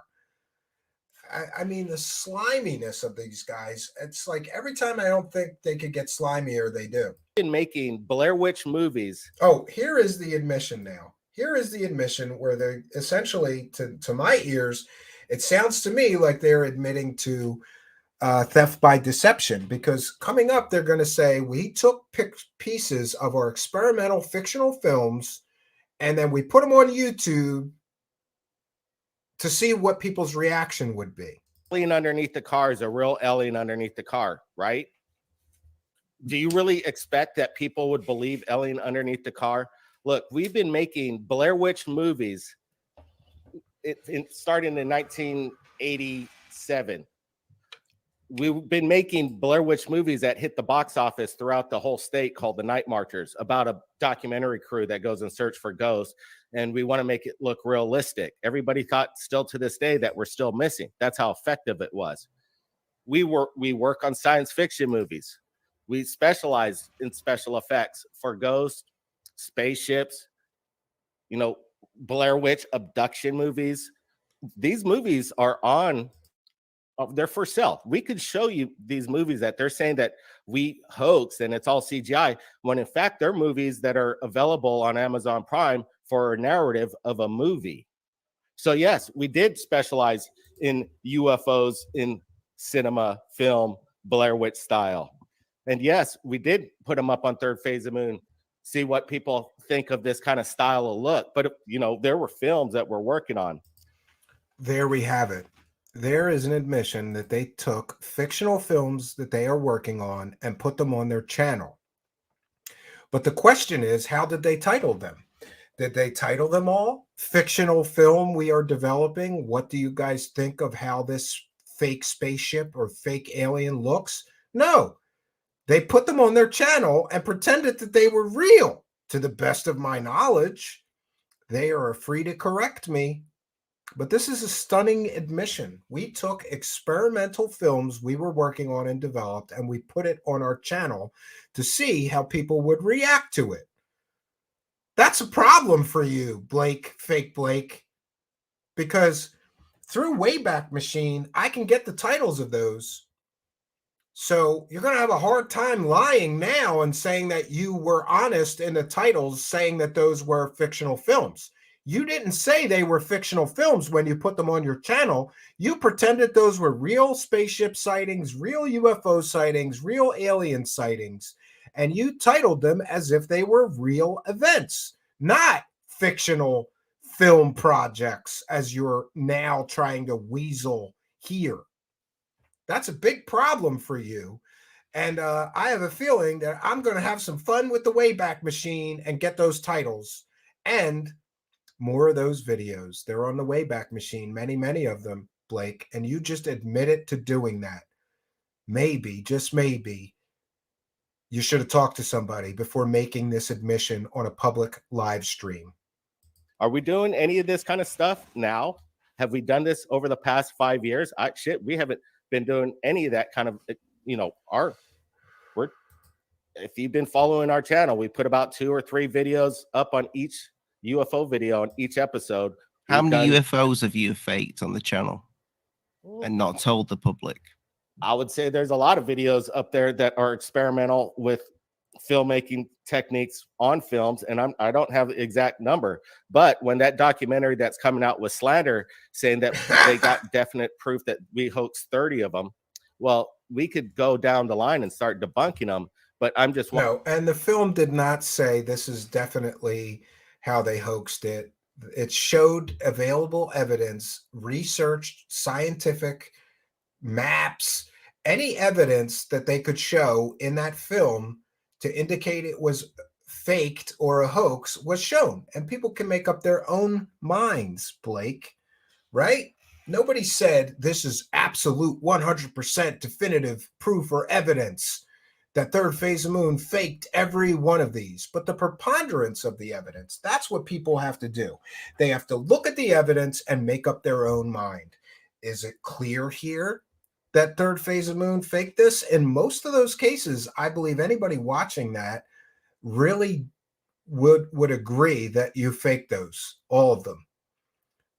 But maybe I'm biased, so I allow people to watch the film. By the way, the films, both of them, the Hoax Files episode 1, Third Phase of Moon Exposed, is in the description of this video. And then the documentary, which I produced recently, again, it's a free documentary, Third Phase of Fake, Recent Hoaxes, Fakes, and Misrepresentations of Third Phase of Moon, is also in the description of my video here. Why are they copyright claiming YouTube channels with 200 views? Excuse me, with 200 subscribers? They do not want you to see those documentaries. They said themselves it would take them a year to disprove the debunks. They must be pretty good debunks then if it's going to take them a year to debunk 30 debunks, right? And now we're debunking debunks. Rugged source. I emailed Stephen my findings of the house location because I thought it was strange they doubled down about the glass panels. Rugged source, email me once again, please, at truthseekershow@gmail.com, because we're going to get into that next. I believe that's coming up next. Please do email me again. Let me check and see if I got it. Apology? Would you come out and apologize? And then would there be any financial gain? Because that takes time and money to go back and counterclaim. So if somebody wants to match some funds here, we could maybe go down and go step by step. The whole idea wouldn't it be that you because Third Phase of Moon is a business, your business has been criticized. I think the idea that this is slander might just be like pushing the term a little bit. Yeah. Did you hear this? Again, Third Phase of Moon wants to get paid to prove that they didn't hoax it. You got paid to hoax it. Nobody's paying you to prove you didn't hoax it. That's ridiculous for him to even suggest that people should crowdfund money for him so that he could defend his company's honor. You started as a hoaxer. You are still, in my opinion, based on all available evidence, a hoaxer. So to suggest that people should pay you to prove you're not, you got paid the first time to hoax the videos. And it's your reputation. You don't want to defend your reputation when people are just making assumptions and they don't have evidence. Bull. The evidence is overwhelming. The evidence is absolutely overwhelming on many of these. Yeah, and Anthony says, you stole a video from the guy in Russia and said it was a TR3B and it was a deer stand with lights. Yes, it was. Yes, it was. But you're a video thief, Anthony. I can't believe that he's suggesting people should crowdfund or match funds so that they can prove that they didn't hoax those things. It's your responsibility to prove you didn't hoax them. If you're going to see, they can't bring themselves to admit those 30 hoaxes, but they know they did it. In my opinion, they know. Everyone knows they did it. The evidence in the film is, in my opinion, overwhelming that they hoaxed those things. So for them to suggest somebody should pay them to prove they didn't, you've already got paid to fake them. Why don't you take the money you made defrauding the public with those fake videos and use that money to fund your debunk of the debunk? This is ridiculous. So the idea of debunking what they've said would be defending your own business and your own work. Yeah, if let's just say if there's tens of thousands of views on these channels and is getting a 500,000 That's views on shitty it. though, because no, but you're saying that you're saying So they're I'm not supposed to important because mess they with don't get every views. single person that comes out with a fake debunk and totally lie about it. That we got. Prove it's fake. Debunk.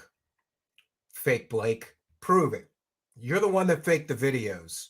Now you're going to say nobody needs to fake a debunk for you, because you are so sloppy, especially early on. They were really sloppy early on, doing stupid things like filming 10 UFO videos right near their house and claiming that people sent it to them. You think that's not sloppy? That's sloppy. But they didn't think that something like Google Earth, as simple as Google Earth, could prove that they did that. And it does, in my opinion.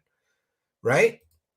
And I love Rich has a UFO fake news background. It seems somewhat appropriate and ironic, doesn't it? Got to defend it every single time. Is that what you're saying, Lee? Do you think we got time for this? We got other things to do, like dealing with people. I think maybe the ones that you made. Yeah, the ones that you made. Yeah. Yeah, I know. They said we made every single one of them, and No, they're they nobody said they made every single one of them. Again, this is just mudslinging. This is muddying the waters. wrong. Well, they did not. They haven't said they made every single video you put up on your channel. Yeah, they're saying this Japanese crash where it looks like this kind of craft crashes through the street. They're saying we hoaxed this or we knew about it. A lot. You did hoax it, and a Google reverse image search would have found that instantly. You could have taken 2 minutes and you would have known that that was an art installation. And I believe he knew it was an art installation based on available evidence, including him apparently saying that it might be in the video. You see, Third Phase of Moon and Rich from Goofon seem to believe that if they didn't film it themselves, they didn't hoax it. No, if you use deception and put up a video, deceptively title it, when you should know that's not what you're pretending it is, that's a hoax. So yes, you hoaxed that. They could have taken a still from that video and done a Google reverse image search and instantly found the source of that video and instantly knew within 2 minutes you could have done that and known that it wasn't a crashed UFO and known it was an art installation in Japan. But they didn't do it. So there's two possibilities here. Either they're the laziest people on earth, or they lie by omission. They don't do this 2 minutes of research on purpose so that they can defraud the public and make money from things they know are not, or should know, are not UFOs. This convenient excuse that we don't have time to do a 2-minute Google search isn't going to work for you anymore. You've made, how many thousands of dollars have you made using the excuse that we can't do a 2-minute Google search before we post a video and pretend it's something that it clearly is not? And all these people that make excuses for them are basically saying their only defense to all of this is, we are the dumbest UFO investigators on planet Earth, because we don't know what an art installation in Japan that would take a 2-minute Google search to find is. We don't know what rocket exhaust is that would take 2 minutes to find. A SpaceX launch is that would take 2 minutes to find.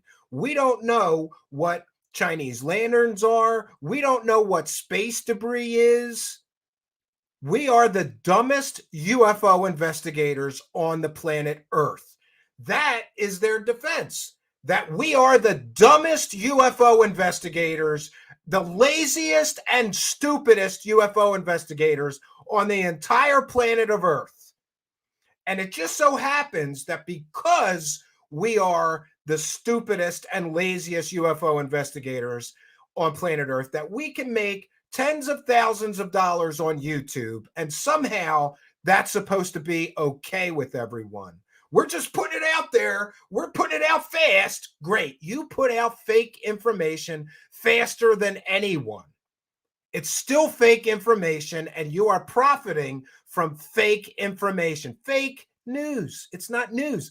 And your channel is a science and technology news channel, according to YouTube, not entertainment. At least change it to entertainment. Have a little bit of goddamn ethics and morality with this circus sideshow garbage peddling that you do. Call it entertainment. Other people have to. You're calling it science and technology. It's not science and technology when you can't do a 2-minute Google search. A lot of these debunkings is, moving the goalposts. It's fifth. I love it when Rich and Fake Blake steal talking points from me. Remember, I used Rich moving the goalpost in the documentary. Now he's going to say the debunkers are moving the goalpost. Great. Quarterbacking due to the fact that when we receive it, we put it out, and then, hey, look, we're asking what it is. Within 12 hours, within 12 to 24 hours, that we might find out what it is, but they think we purposely knew. Just like you're insinuating earlier, Alien Addict, that we faked and we were part of this AI photos out of Roswell. I never said that. Lee said that. No, I think that. Yeah, we didn't have anything to do with that. We just saw that.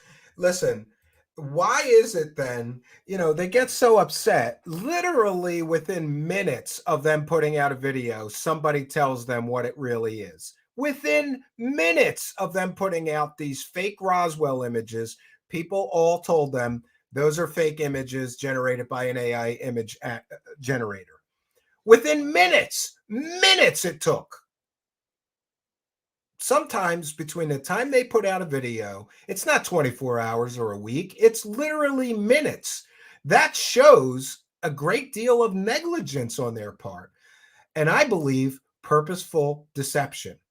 If other people can figure out what it is in literally minutes, in one case, they put out a SpaceX launch as something mysterious. Anybody can Google rocket launches in that area that the video was taken in, and in 30 seconds, you will know there was a SpaceX launch that night at this time, right at the time the video was taken. It looks like rocket exhaust. Gee, that's not a UFO, that's rocket exhaust. But that's not what they do. They use this excuse that they put everything out fast. Great. You put out fake information faster than anyone, Fake Blake. It's still fake information, and you are still, I believe, unjustly, immorally, and unethically profiting from your claimed stupidity or laziness. You could do a 2-minute Google search to figure out what it is before you post it and make money on it. You choose not to and choose to make excuses instead. Later. Huh? Okay. Hey, if that's the case, that's the case. But that was the first thing I thought, because as soon as I saw them, I thought there was something weird. I know. Well, that's what a lot of these debunks go down that road. Exactly. It's very, very mundane debunking. No proof behind it. They said that the Japanese crash is an art piece. You must know some of them are fake. We found out it was an art piece after the fact. Yeah, and that's another part where they're not being honest. They never post an update. When they post something that is fake, they never post an update and then show people, okay, we found out it's fake. We found out it's an art piece. It's an art installation. We got it wrong. They never do that. Not to my knowledge. They just leave it up, leave the fake clickbait title on it, at least change the clickbait title to identified object. No. Why do you leave UFO in there once you're informed it's not a UFO? That's immoral. That's unethical. They don't do that. They just leave the clickbait title on it and never explain it. That shows you that what they're doing, in my opinion, is purposeful. Everybody finds out after when we put it out, and they're killing them.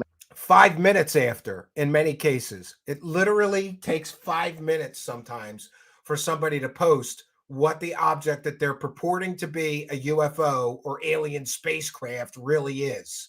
5 minutes it takes. So what they're telling everybody is either we can't be bothered or we're just too dumb to do a 5-minute Google search to figure out what it is before we put it online and unjustly, unethically, and immorally profit telling everybody it's a UFO when a 2-minute Google search will prove it's not a UFO. Great. Messenger. And you got to remember, we're on the front line of the newest content on the planet. You're a filmmaker, And the one that always jumps out to me is the one we spoke about this afternoon, as far as talking about like things that you put up that were on other people's channels. And that's the video of the TR3B, which is clearly made in a game engine. That was clearly made. Yeah, and hey, look, okay, great, good call. We put out that TR3B video, which when we put it out, and when we looked at it, we're like, this is quite interesting. We even talked to Rich exclusively behind the scenes when we put this up, and we stated on the video itself, if this is a hoax, everything in the camera, everything you see is in-house editing. It's an editing software creating 3D models, and we stated that it could be an engine in the video, because a lot of people were thinking that it was some kind of helicopter. It wasn't. It could. No. Oh. It wasn't. It could. It was. It was obvious. It obviously was, because the road repeated, and you could see that within seconds. You got a better, like I said, that stuff comes. I'm in a fucking painter and decorator. We're the dumbest UFO I haven't got better eyes than a investigators. filmmaker. All right, that's great. Hey, I didn't notice the road. And you see this? Lee looked at it, and in 1 minute, he knew it was fake.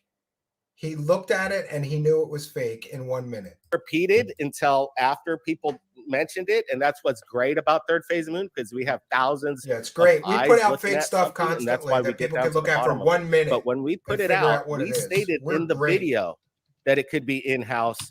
Everything is manipulated clearly, and we're ahead of the time on a lot of these things. Everybody talks about this kind of what's that? Afterwards, we reached out to that guy. He sent us a video on how it was done, and we shared it on Third Phase of Moon. Yeah, they debunking the video from the source of the guy who created it. I don't know how much better work you can do in regards to bringing forth evidence and actually debunking it, getting to that guy that was not, he could barely even speak English. He lived in Europe somewhere, but we still communicated with him, and he was kind enough to send us his blueprints and schematics on a computer program. And how one time they got busted so bad that they had to post where it came from. So great. 1 in 1,000, is that what the ratio is? 1 in 1,000 times you tell people the truth after you get caught? Is that what it is? Oh, we pulled it off. Like, what's going on here? Spooky's asking here, why no research before publishing? Well, that's fair enough. It's a fair enough question. The thing is, the research comes in after we publish, and that's how we find out. Convenient. We make the money first before people figure out it's fake. Other people put it out and just say, this is Alien, this is ET. Look at this. This is guaranteed something otherworldly, and they don't get any scrutiny whatsoever. So the fact is, we put it out because it's going to get out anyway. We just want to be first, because then tens of thousands of people could look at it and tell us if they could maybe find the area, they might know something, we might get more videos. And in many cases, this is what happens. Yeah, good for Spooky, so for forcing them to answer. Put it out, ask questions later. Let the people that watch Third Phase Moon help us out as a community to find out clicks what the first, then research. Is. That's how that's how Third Phase Moon is. It's just not me and Brian, it's just not Rich, it's the community that And here's another thing. In their About section, they claim that they have a team of professional UFO investigators. So somehow an entire team of UFO investigators, including Rich over here, can't figure out how to do a 2-minute Google search before posting 100% provably fake garbage. That is either convenient or it's intentional that they do this. And I'm telling you, Fake Blake, that excuse is not going to work anymore. People are sick of you, two clowns, making all of this money, posting stuff that anybody can look at and in 2 minutes determine what it is. You cannot continue to play dumb like this, right? I mean, you can. It's inadvisable. It's not advisable for you to continue to pretend to be that dumb.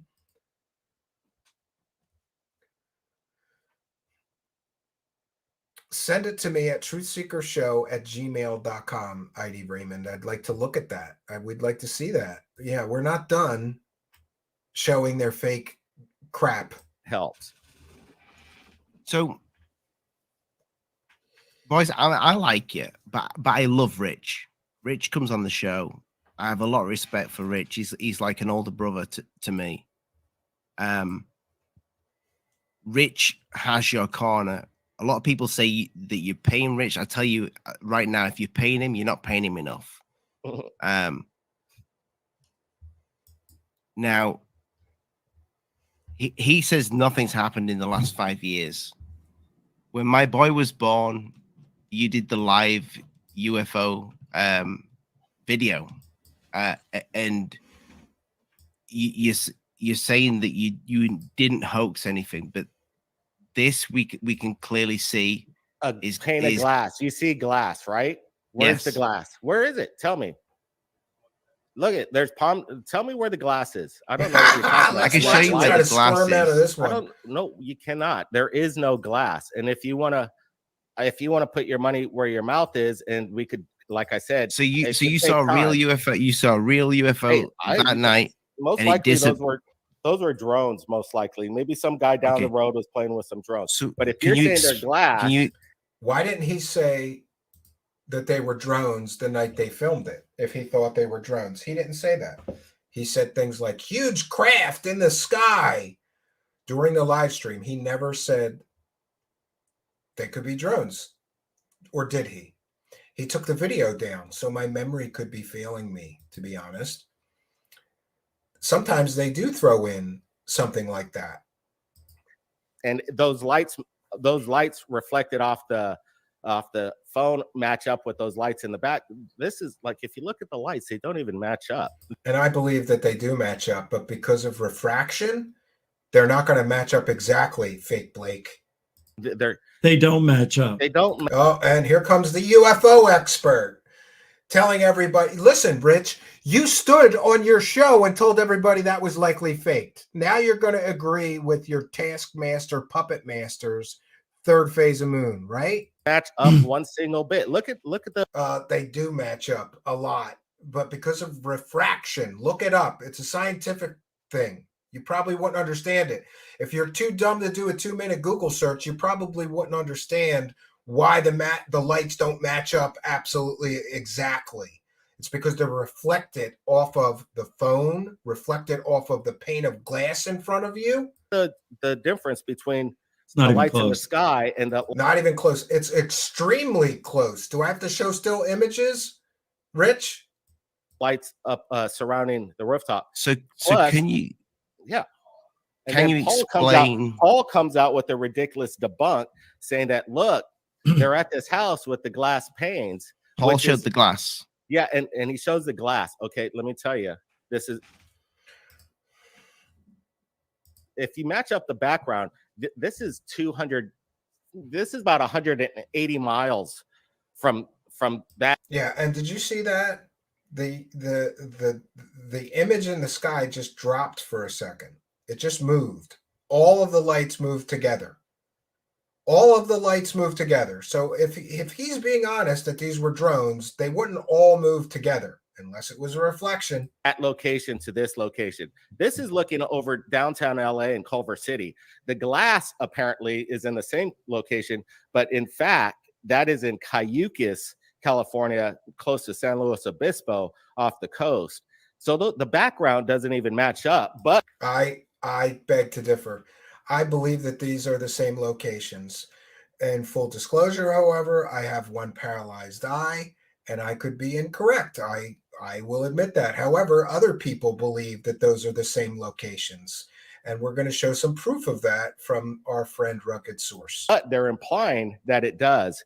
And there you go, a bunch of lies and fakery to prove a fake debunk, where they actually have to make lies to make their debunk work. Yeah, and I don't believe that it is lies. In fact, I believe that it is entirely accurate that those are the same locations.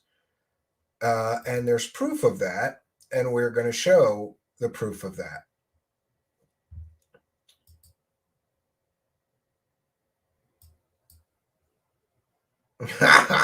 This is good. You got to be careful. You can't bluff your way out of it. When you're caught dead to rights, they should have brought in the Men in Black. They should have brought in the Men in Black to prove that they were not.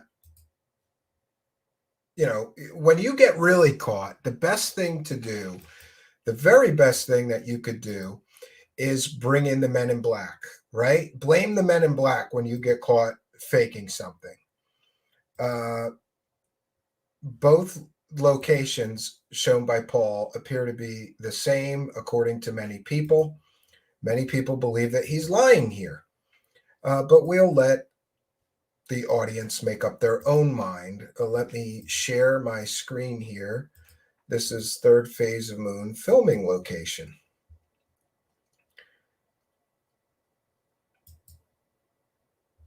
He said that they are 175, those two locations are 175 miles away.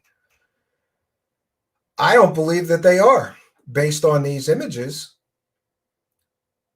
Tennis courts match, additional matching, offense matches, the palms are in the correct location, matching streets, matching stadium, both locations, I believe, are the same. And that would mean that the location shown in the daylight images with the panes of glass is the same location that they filmed this so-called 2018 UFO over Los Angeles. The streets match.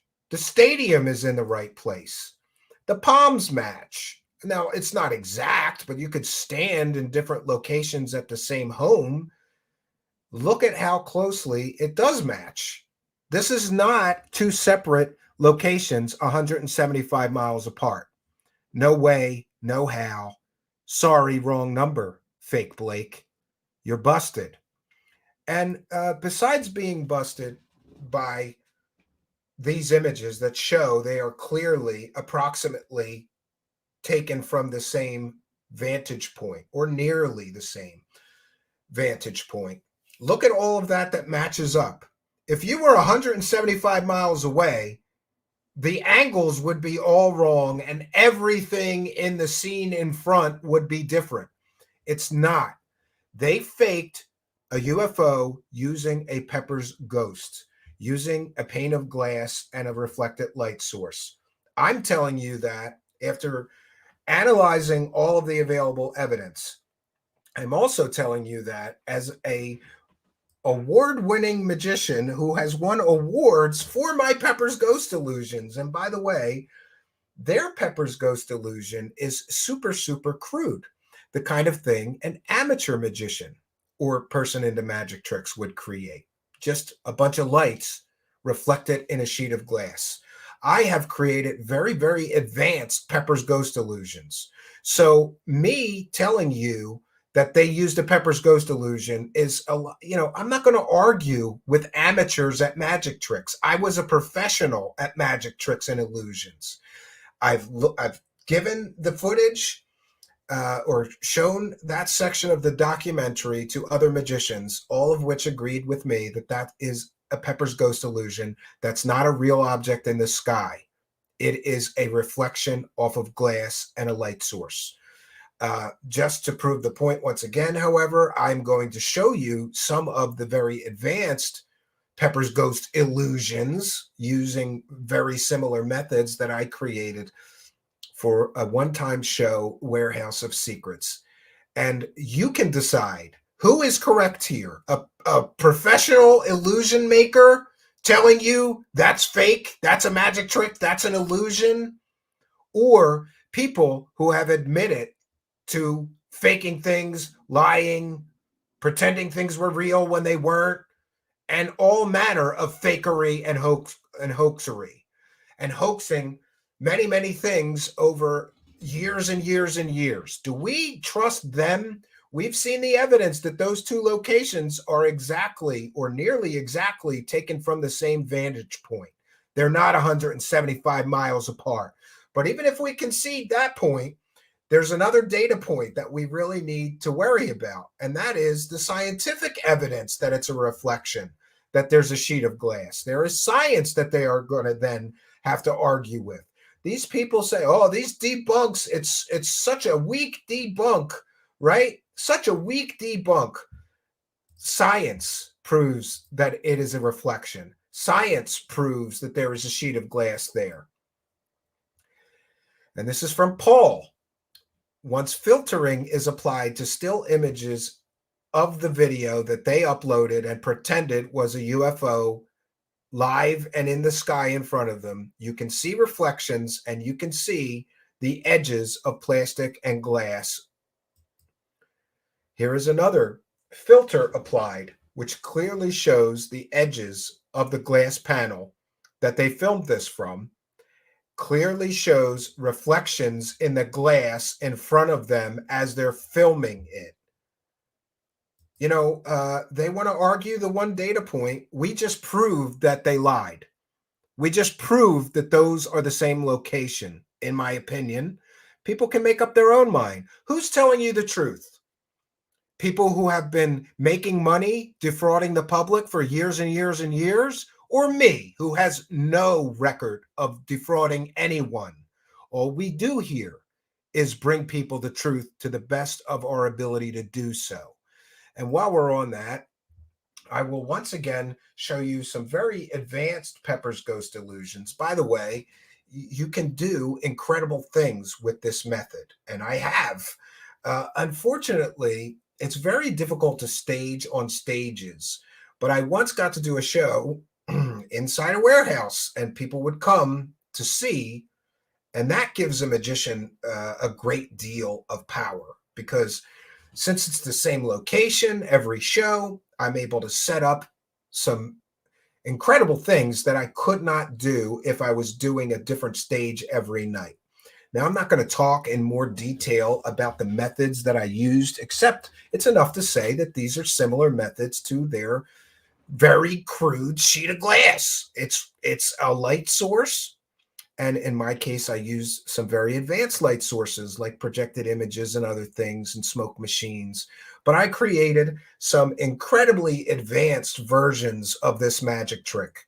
And I'm telling you that what they did is a very, very crude amateur hour magic trick. You can make up your own mind. Let's take a look at some of these advanced Pepper's Ghost illusions that I created for my show, Warehouse of Secrets.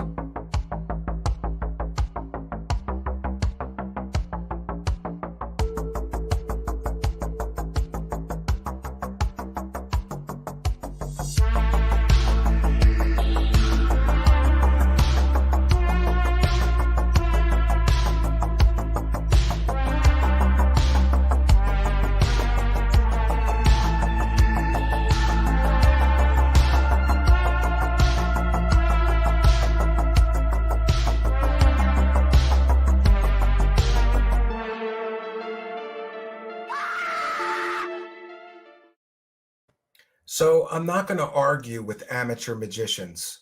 I was a professional magician, award-winning professional magician.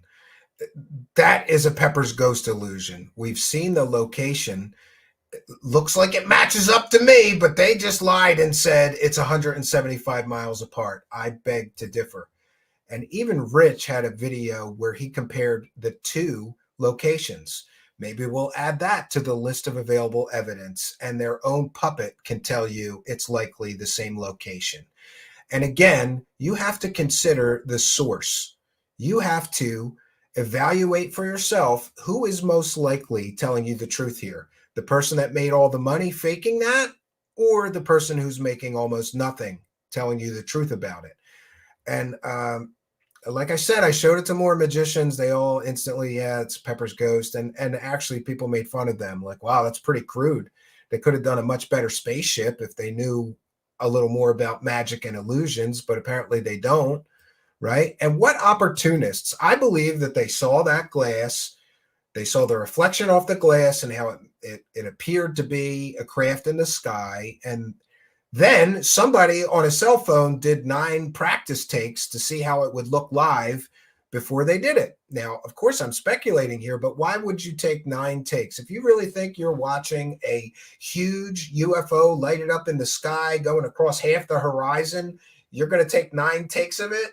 I don't think so. I think those were practice runs. And of course, in order to fill in you have to fill in the blanks and speculate somewhat. But I think that it is informed and reasonable speculation that those 9 takes were practice runs. And I further believe that those are the same locations, and they're trying to lie their way out of the proof here. But people are free to believe. If you want to believe an admitted hoaxer who's trying to squirm out of being caught hoaxing yet again, like how many times is Third Phase of Moon going to get caught hoaxing before we don't believe a word they say? The fact is they're 180 plus miles. I don't know, from Cayucas next to San Luis Obispo to Culver City, 2 separate locations. And by the way, Blake, fake Blake, you've given the 2 locations here. So I can go on Google Maps and see vantage points of both those things, and then we can compare them and see if you're telling the truth here. I don't think he is. I think this was a big bluff to get rid of that one debunk that nailed them. I think that debunk nails them 100%. Even Rich thought it was the same location and did a show asking, oh, gee, I don't know why they would have to fake something like that in this stage of their career. And he compared the 2 locations. 5 years apart. 5 years apart. No, it wasn't. I believe it was 2. The location that Paul found was 2 years after. The daylight footage was 2 years after the original hoax. This is how sloppy their debunk gets. That was my debunk. One Get him, Ollie. I'm Stu Little. I'll ask about Bigfoot in a moment. That sounds interesting. Bigfoot. I have not seen that video. Go ahead, put up the Bigfoot video. We put up Bigfoot videos. What, you think Bigfoot really exists? Before we move on to Bigfoot, so your friend in that live video showed his phone or tablet, whatever it is that has. Yeah, look at the lights. Pause it. Pause those lights on the screen. Pause those lights on the screen. Pause it. Pause it right there. This is in StreamYard. I can't pause right now. Can't pause it. Oh, okay. Look at the way bunk gets. That was my debunk. Lights on the screen. Pause those lights on the screen. Pause it. Pause it right there. Goofon and Rich say that doesn't match up at all. I believe that it does. But since the object in the reflection is further away, 2 lights may appear as one or closer together. I mean, it is a pretty close match, if you ask me. This is in StreamYard. I can't pause right now. Can't pause it. Oh, okay.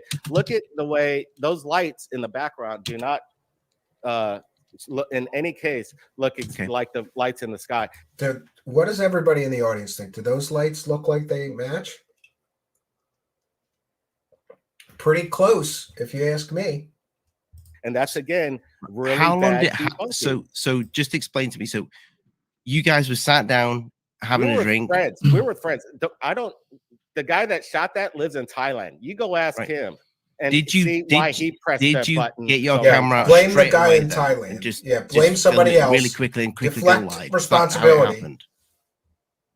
That's how live goes. You go live, you press a button, you go live. And yeah, look, I can tell you this too, out of respect, which he didn't show any. Later, that video is going viral. People were able to triangulate where that guy's house was. This guy owns shopping malls. This guy has a huge, house.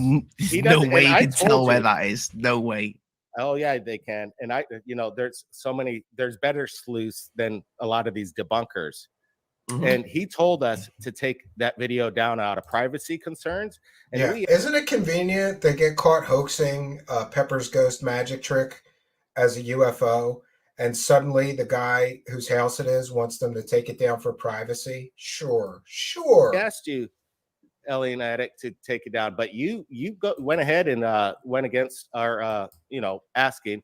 And look, we didn't copyright strike you. We let you keep it up, but you didn't. That wasn't very cordial, especially when people's privacy concerns are out there. And again, I already gave you 4 different reasons why Paul's debunk on this is wrong. There is no glass. Okay, so how long did you have that? How long was this UFO there for?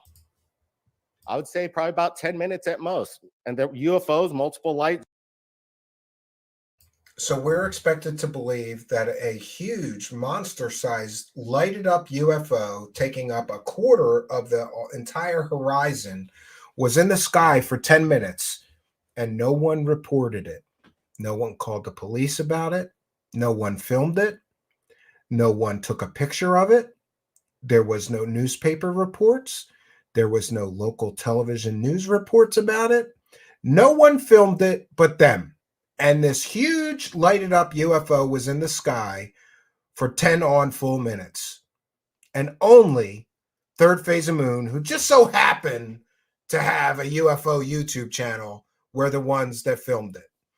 That, to me, is very, very highly suspicious. If that was a real object in the sky, that huge, that lit up for 10 minutes, and everybody else could see it up there in the sky, there would be other films, Fake Blake. There would be reports, Fake Blake. There would be newspaper stories, Fake Blake. Television stories, Fake Blake. There would be reports to the police and the local authorities, Fake Blake. I checked. There are none. None. The only person who claimed to have seen it or filmed it is you, Fake Blake. That proves to me sufficiently that it was not a real object in the sky. Either that or everybody closed their eyes for 10 minutes while you saw it, while you filmed it, and by the way, while you profited from it. The fact that nobody else saw it is another very important data point that proves it was not a real object in the sky. It's drones. There's a lot of drone work over there in Los Angeles, more than you could imagine. And again, that was. Can you explain this? Yeah. What? Okay. Any second now. Can you explain that? I don't know what you're saying. 1, 2. Like I said earlier, 3, go ask Tim. I don't know why he 4, pressed his recording button. 5, 5, 9. I get 6, it. 9 shots. Every 7, one of them has the object in the back or whatever 8, it is. 9. Count, Ollie. Why are you being so so patronizing here? All I'm saying there is you're being patronizing. I may be. Yeah, you're talking like a patronizer here. When you have I am being patronizing. I'm telling you, I'm being patronizing. All I'm saying there is you can see the timestamps on there. I'm pretty sure if you give that video to somebody, if somebody analyzes that video, they'll be able to look at the timestamps and see how much they were spaced apart. Yeah, why don't we get those videos, Third Phase? Why don't we get those videos from your friend, and I'll analyze the metadata and the data on all of them, the date and time stamps on the data files, the lengths of the recordings, and we'll see who's telling the truth here. And we'll see who's a sloppy debunker or not. The ball's in your court. I have a background in computer science. I'm more than qualified to examine and analyze the data from those 9 video files. And I believe that those will tell the truth about what really happened that day. But is he going to release them and defend his honor because he's not a hoaxer? Of course not. He's going to make new excuses. And by the way, new excuses from both Fake Blake and Third Phase of Fake and Grift are coming tomorrow. I'm sure of it. New excuses incoming. You said 10 minutes? That UFO was there for 10 minutes? Yeah, that's what my approximate assumption was. So if somebody goes and looks at those timestamps and sees that it's all within 10 minutes, then hey, there's other things that are wrong with the debunks besides that. And go see if you could find the timestamps. That's fine. I already pointed out 5 things that the debunkers got wrong in regard. What did we get wrong? No, you said there is no sheet of glass, and the scientific data and analysis of still frames from that original video clearly prove there is a sheet of glass or some reflective surface. It's either glass, plexiglass, whatever you want to call it. There is a transparent surface between the object and the camera, clearly shown by scientific evidence. You haven't shown 5 things wrong with that debunk. You've told us lies, in my opinion. You've said those 2 locations were not correct. We just saw evidence that those 2 locations were the same or nearly the same and clearly not 175 miles apart as you have claimed. We have additional data points, including professional magicians all looking at that and saying that's a Pepper's ghost illusion. That's not a real object in the sky. But he wants to argue. He can't admit, because Rich has backed him into a corner. He can't admit that they faked that one, because then Rich and his talking points that they haven't faked anything in 5 years all falls apart. Regards to that event. And you guys still want to keep going on it. And what if they're just simple drones? And you got to come up with your theory that it's a big window or a glass, or it matches up with the lights of the house, which is 100% false. So either you get it right. Prove it. Prove it's false. Here's what you could do, Blake. You can give me both addresses of those locations that you're claiming, and we'll check on Google Street Maps. We'll show the vantage points, and we'll show that you're correct. And certainly I would apologize. Or is he going to claim privacy now? When he has a chance to show the proof that we're wrong, he doesn't. Isn't that a little bit coincidental? I believe that it is. Right on a debunker, you don't, and you can't play at middle ground. And that's what these debunkers do. They're throwing out things, saying that it's a hoax, it's CGI, when they're playing 5th quarter backing, when we find out 24 hours later after we put up the video. Just like Lee assumed that we did the AI photos of the Roswell, whatever that was. In Lee's defense, yeah, he assumed that hoaxers hoax something. Yeah, imagine that. So these are debunking issues that people have. So people could believe what they want. We put it out. We're usually, in most cases, give the sources to the people that submit it. Everybody could go ask them if they were in cahoots. We cahooted, according to everybody, 10,000 people from around the world we've conspired against. No, you won't give the sources for those 2 locations. I'm asking you publicly, post the addresses of both those locations, since you claim that those are not the same location. We saw proof. I believe we saw proof positive tonight that those are the same filming locations, approximately. Certainly, they're not 175 miles apart like you're claiming here publicly. So you could give us the addresses of both those locations, and we can look on Google Earth and Street Maps and see if you are correct or not. Why don't you release that? You say you release the sources, and anybody can ask if you're not in cahoots. But in this case, when you get caught, suddenly there's privacy concerns and you can't do that, right? Or more excuses coming, right? More excuses. To bring you the fakest news on the planet. Got it. Go ask those guys. And how dare people criticize the people that capture the phenomenon and lump it in with 30 or 40 supposed debunks that they can't. Like I said, they're wrong about a lot of these things, and notice he didn't say they're wrong about all of them. So he's admitting at least some of them are hoaxes, and God damn it, you got us.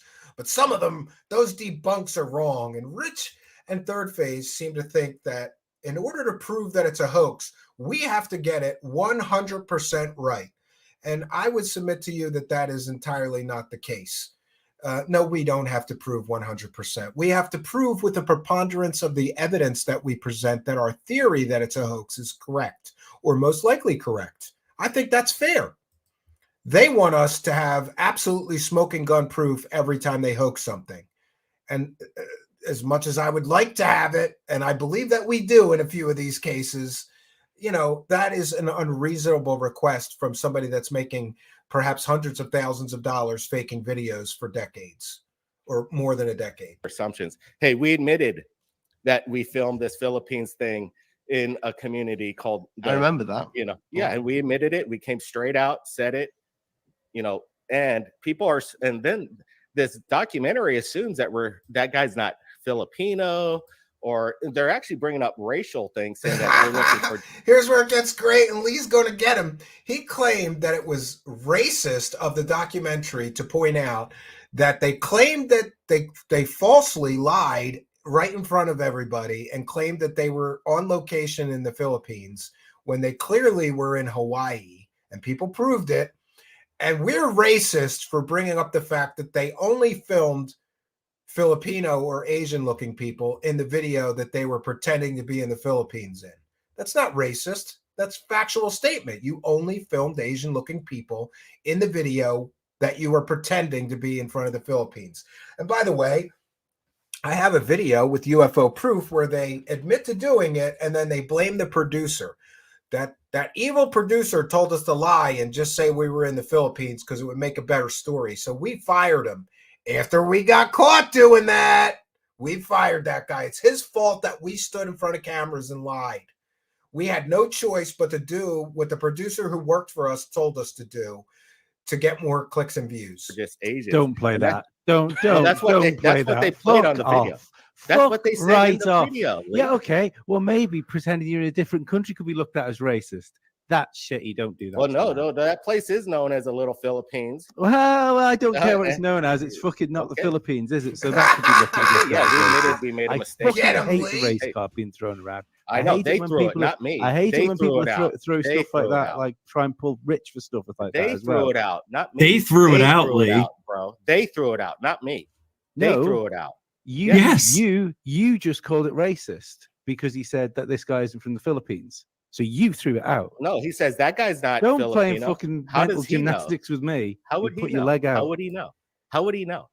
By the way, it's factually inaccurate what he's saying here. The document, the film he's talking about, the Hoax Files, Third Phase of Moon Exposed, simply pointed out that they only filmed Asian-looking people in a video that they were pretending to be in the Philippines in. And that is a factually accurate statement. They did only film Asian-looking people in a video that they were in Hawaii pretending to be in the Philippines in. So to try to, again, you have to try. They admitted that they stood there and lied to everyone, saying they were in the Philippines when they were clearly still in Hawaii, right? They lied in front of cameras, on microphones, to everyone in the world, and it's the filmmaker's fault for pointing out that they only filmed Asian-looking people in the commission of a hoax. Why would he assume that that guy's not Filipino? Right. I don't care about. He didn't say he wasn't Filipino. He said you only filmed Asian people to, I suppose, aid in the illusion that you were, while you were lying to everybody, claiming you were in the Philippines when you were not. I'm saying don't call him racist for doing it. What if somebody says that you're not? What's your nationality? He's just giving factual information. That's all he's doing, Blake. He's not giving factual information. He's saying that guy's not Filipino. How does he know that? Right, he didn't say that. What Lee's saying, you can't put the race card with that. Why is he saying he's not Filipino? Why were you saying you're in the fucking Philippines? We already admit that we made a mistake back then. And how long ago was that? Mistake. That's not a mistake. That's purposefully lying. How many times do I need to say that? But Blake, how many of those videos those in are the beginning? Again, what about all the other videos that are in the Philippines? Part of a movie. If you guys want to go watch the movie, if you guys want to go watch the movie, it's called what's it called? It's called Chicken Skin, or that they called it. We changed the name. It's out. It's called Hawaii Hauntings. What's it?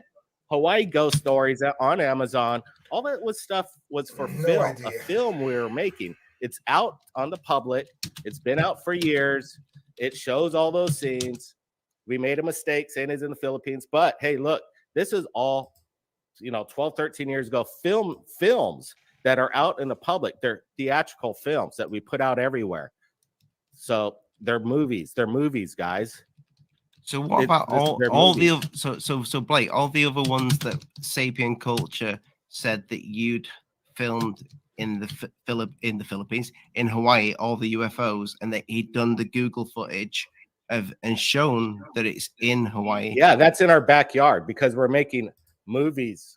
Yeah, sure. It's all along the Hamakua coast. We have friends. Yeah, and here is an admission that they basically filmed at least 10 fake UFO videos right near their house, within 2 miles of their house, and then they put them on YouTube pretending that people sent them to them. That's another, in my opinion, admission of fraud here. And maybe they should talk to somebody in the future about what they should admit to and not admit to when it comes to things like theft by deception or deceiving people to earn YouTube ad revenue. Over here on the Hamakua coast. And this shit was being done 12, 13 years ago, making movies. So, of course, it's all in our backyard. So those UFOs were just props. They weren't UFOs. Props? Yeah, they were watch just... Hangar 52. They're all filmed along the coast. So if I watch Hangar 52, all those bits of UFOs are in... Hey, like we said, there's these videos that was up on Third Phase of Moon over the past 13 years. Some of them got mixed up with films and movies that have been out on the public domain for... What about the... Okay, so earlier he admitted that they put experimental film pieces up to see people's reaction. Now he's saying that they got mixed up with their fictional film and they put them on YouTube, what, by accident? You put fictional films of prop-made fake UFOs that you filmed within 2 miles of your house up as an accident? We've got all the titles already. You just hung yourself again. We've got the titles to all those videos that you put up. You did that purposely, in my opinion. We've got the titles, clickbait titles of real UFO sightings. And you just admitted that those were all faked by you along the coast right near your home. Great, great. This guy is a super genius. He's admitted to a great many things here. The one, what about the star UFO that flies by and then you go in and speak to the guys that have the film and they're wanting money for the film, and then Brent spots the star behind him. Go ask those guys. Was that their hoax or was that you? Rich, I can still hear I can hear myself. It's not me, bro. Oh, it might be, yeah. Might be. I don't know. It's not me. It's got to be the brothers. It's Brent watching it on the telly. I don't think so. It's all silent over here. Oh, you should email me. Well, anyway. Email me. I'd like to hear your story. No, hey, look at his suspicious. You look suspicious, bro. I said. There's someone in the live chat saying, I know Blake. I'm one of his actors. Great. Did you act in any of the fake UFO hoaxes that he defrauded the public for money for? Because if so, email me at truthseekershow@gmail.com. We'd love to get some whistleblowers. And by the way, we're working on that. Fake Blake and Rich from Goofon. These guys don't pay people well. And because of that, some people see that they've made way too much money and paid them way too little money. And they might want to whisper sweet nothings in my ear. And we'll listen. And if it's a credible report of people participating in anything with them, we'll air an interview of them. We have not yet begun. We have not yet begun. Yeah. Blake, yeah, that's funny.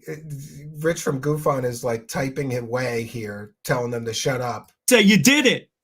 See, you looked up and to the left. You did do it. See, you don't like it, do you?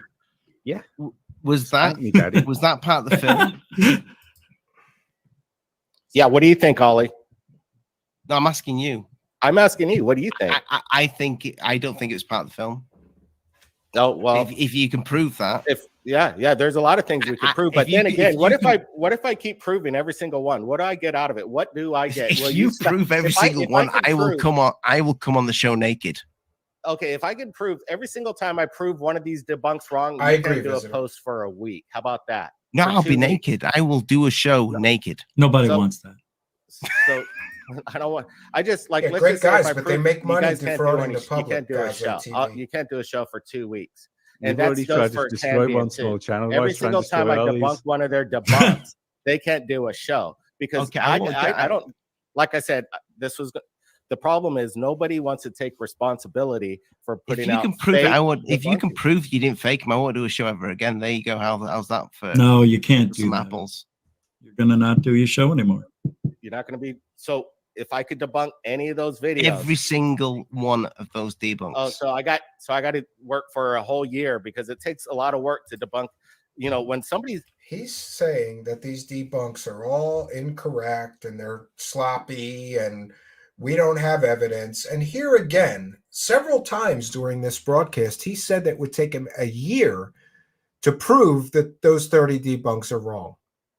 And by the way, I've looked at all the evidence, and I wouldn't have helped that filmmaker distribute that first one if I thought that the debunks were sloppy or incorrect. They're not incorrect.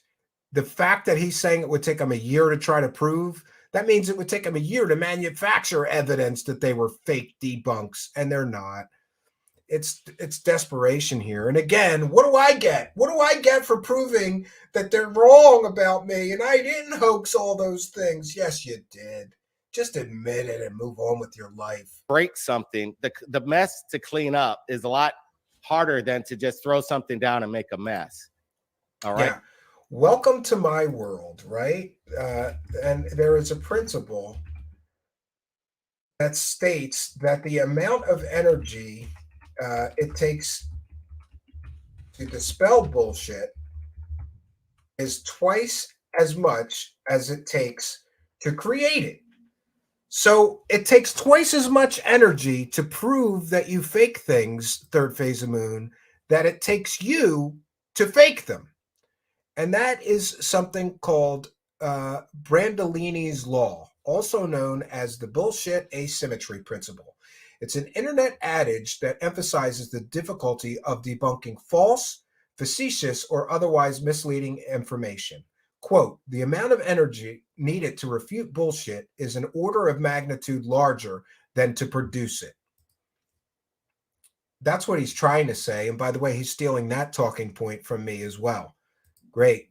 Guy can't even come up with his own talking points. I've mentioned this principle here many, many times. Right? When people just drop and throw hand grenades, there's destruction behind that. And to clean up a bomb of bullshit is Do you understand why people are frustrated? Do you actually understand?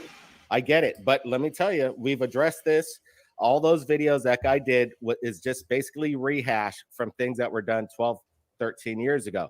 And they haven't said that he's saying that these are rehashed, but he doesn't say that they're wrong. First he says they're wrong, then he says they're rehashed. It's all of this is to muddy the waters. It's absolutely ridiculous. These are videos that were out on YouTube 12, 13 years ago. It's not a great documentary. You guys said it's a great documentary. All the guy did was montage things. It's really no big deal. He took other people. He's going to critique the documentary that's about him hoaxing everything. This guy's going to critique somebody's documentary. Hey, fake Blake, didn't you put out a documentary with Dr. Stephen Greer saying he went on secret missions with Billy Gibbons from ZZ Top? Didn't you put out a documentary where Stephen Greer lied through his teeth and said an entire engineering company got murdered in the state of Michigan for developing free energy, and then you didn't fact check him, so you just let a person completely and totally make up bullshit and you put it out in a documentary? You're going to critique a documentary that's filled with facts, evidence, science, overwhelming proof of your fakery? I don't think we care what your opinion of the documentary is. He did a great job at what he did. He did a great job in stealing everybody's else evidence and hard work that they supposedly thought they were doing right. Like he found every single location that you were at in Hawaii. That's been out for 12, 13 years, bro. You didn't show the location. He found that. No, that's been out 12, 13 years, that video. A long time. What was this guy's name? Truthseeker? Hoax Killer was doing this. Hoax Killer, you know, whatever happened to Hoax Killer, all I know is this is just rehash. You probably took him out. Yeah. We took him out. There you go. Keep spreading the lies, Ollie. Hey, man, we got to get going. We got to get going. Like I said, we got to keep it short. If the documentary filmmaker was to take the bit of the boy out, would you allow him to put it back on YouTube? Oh, there's a lot of other slanderous things in there, and there's no So here we see that the excuse about using the child, and that's why he copyright claimed it, is just that, an excuse. And if they take that out, he still won't let them put it on YouTube. He will still be an intellectual weakling and a coward. And he is a coward for copyright claiming and striking a channel with 200 subscribers. He has 800,000 subscribers. The reason, in my opinion, he did that is because he does not want, fake Blake does not want anybody to see that documentary. By the way, you can see it free. It's in the description of this video. It's a free film. And nobody's making any money, right? Slander in there. There's criticism. Oh, yeah, okay, that's according to you. You're not the one they're talking about. You're not the one that they're making. If they were lying about you and using footage, not in a fair use way, too. They never asked permission. They just let it roll. Oh, bull. That entire film was absolutely fair use. He played small clips. They criticized it. They talked about the clips, and they educated the public on your fakery, fraudery, and bull. That is the textbook definition of fair use. There's a lot of issues, and it isn't fair use, and they violated a federal law. Why would I forgive that? Guys, I got to get going. Like I said, I got other things to do. We just get on to Bigfoot. Oh, Bigfoot. Okay, let's get to Bigfoot real quick. And I got to go in five minutes too. Gotta get going. I'll be honest with you. I have not seen this Bigfoot.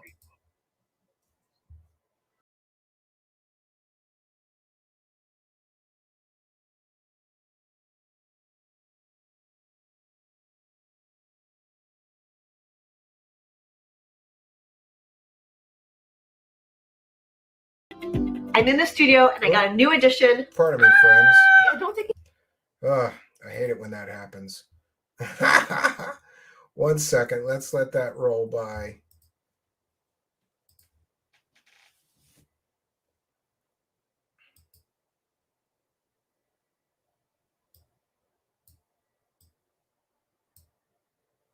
One second, friends.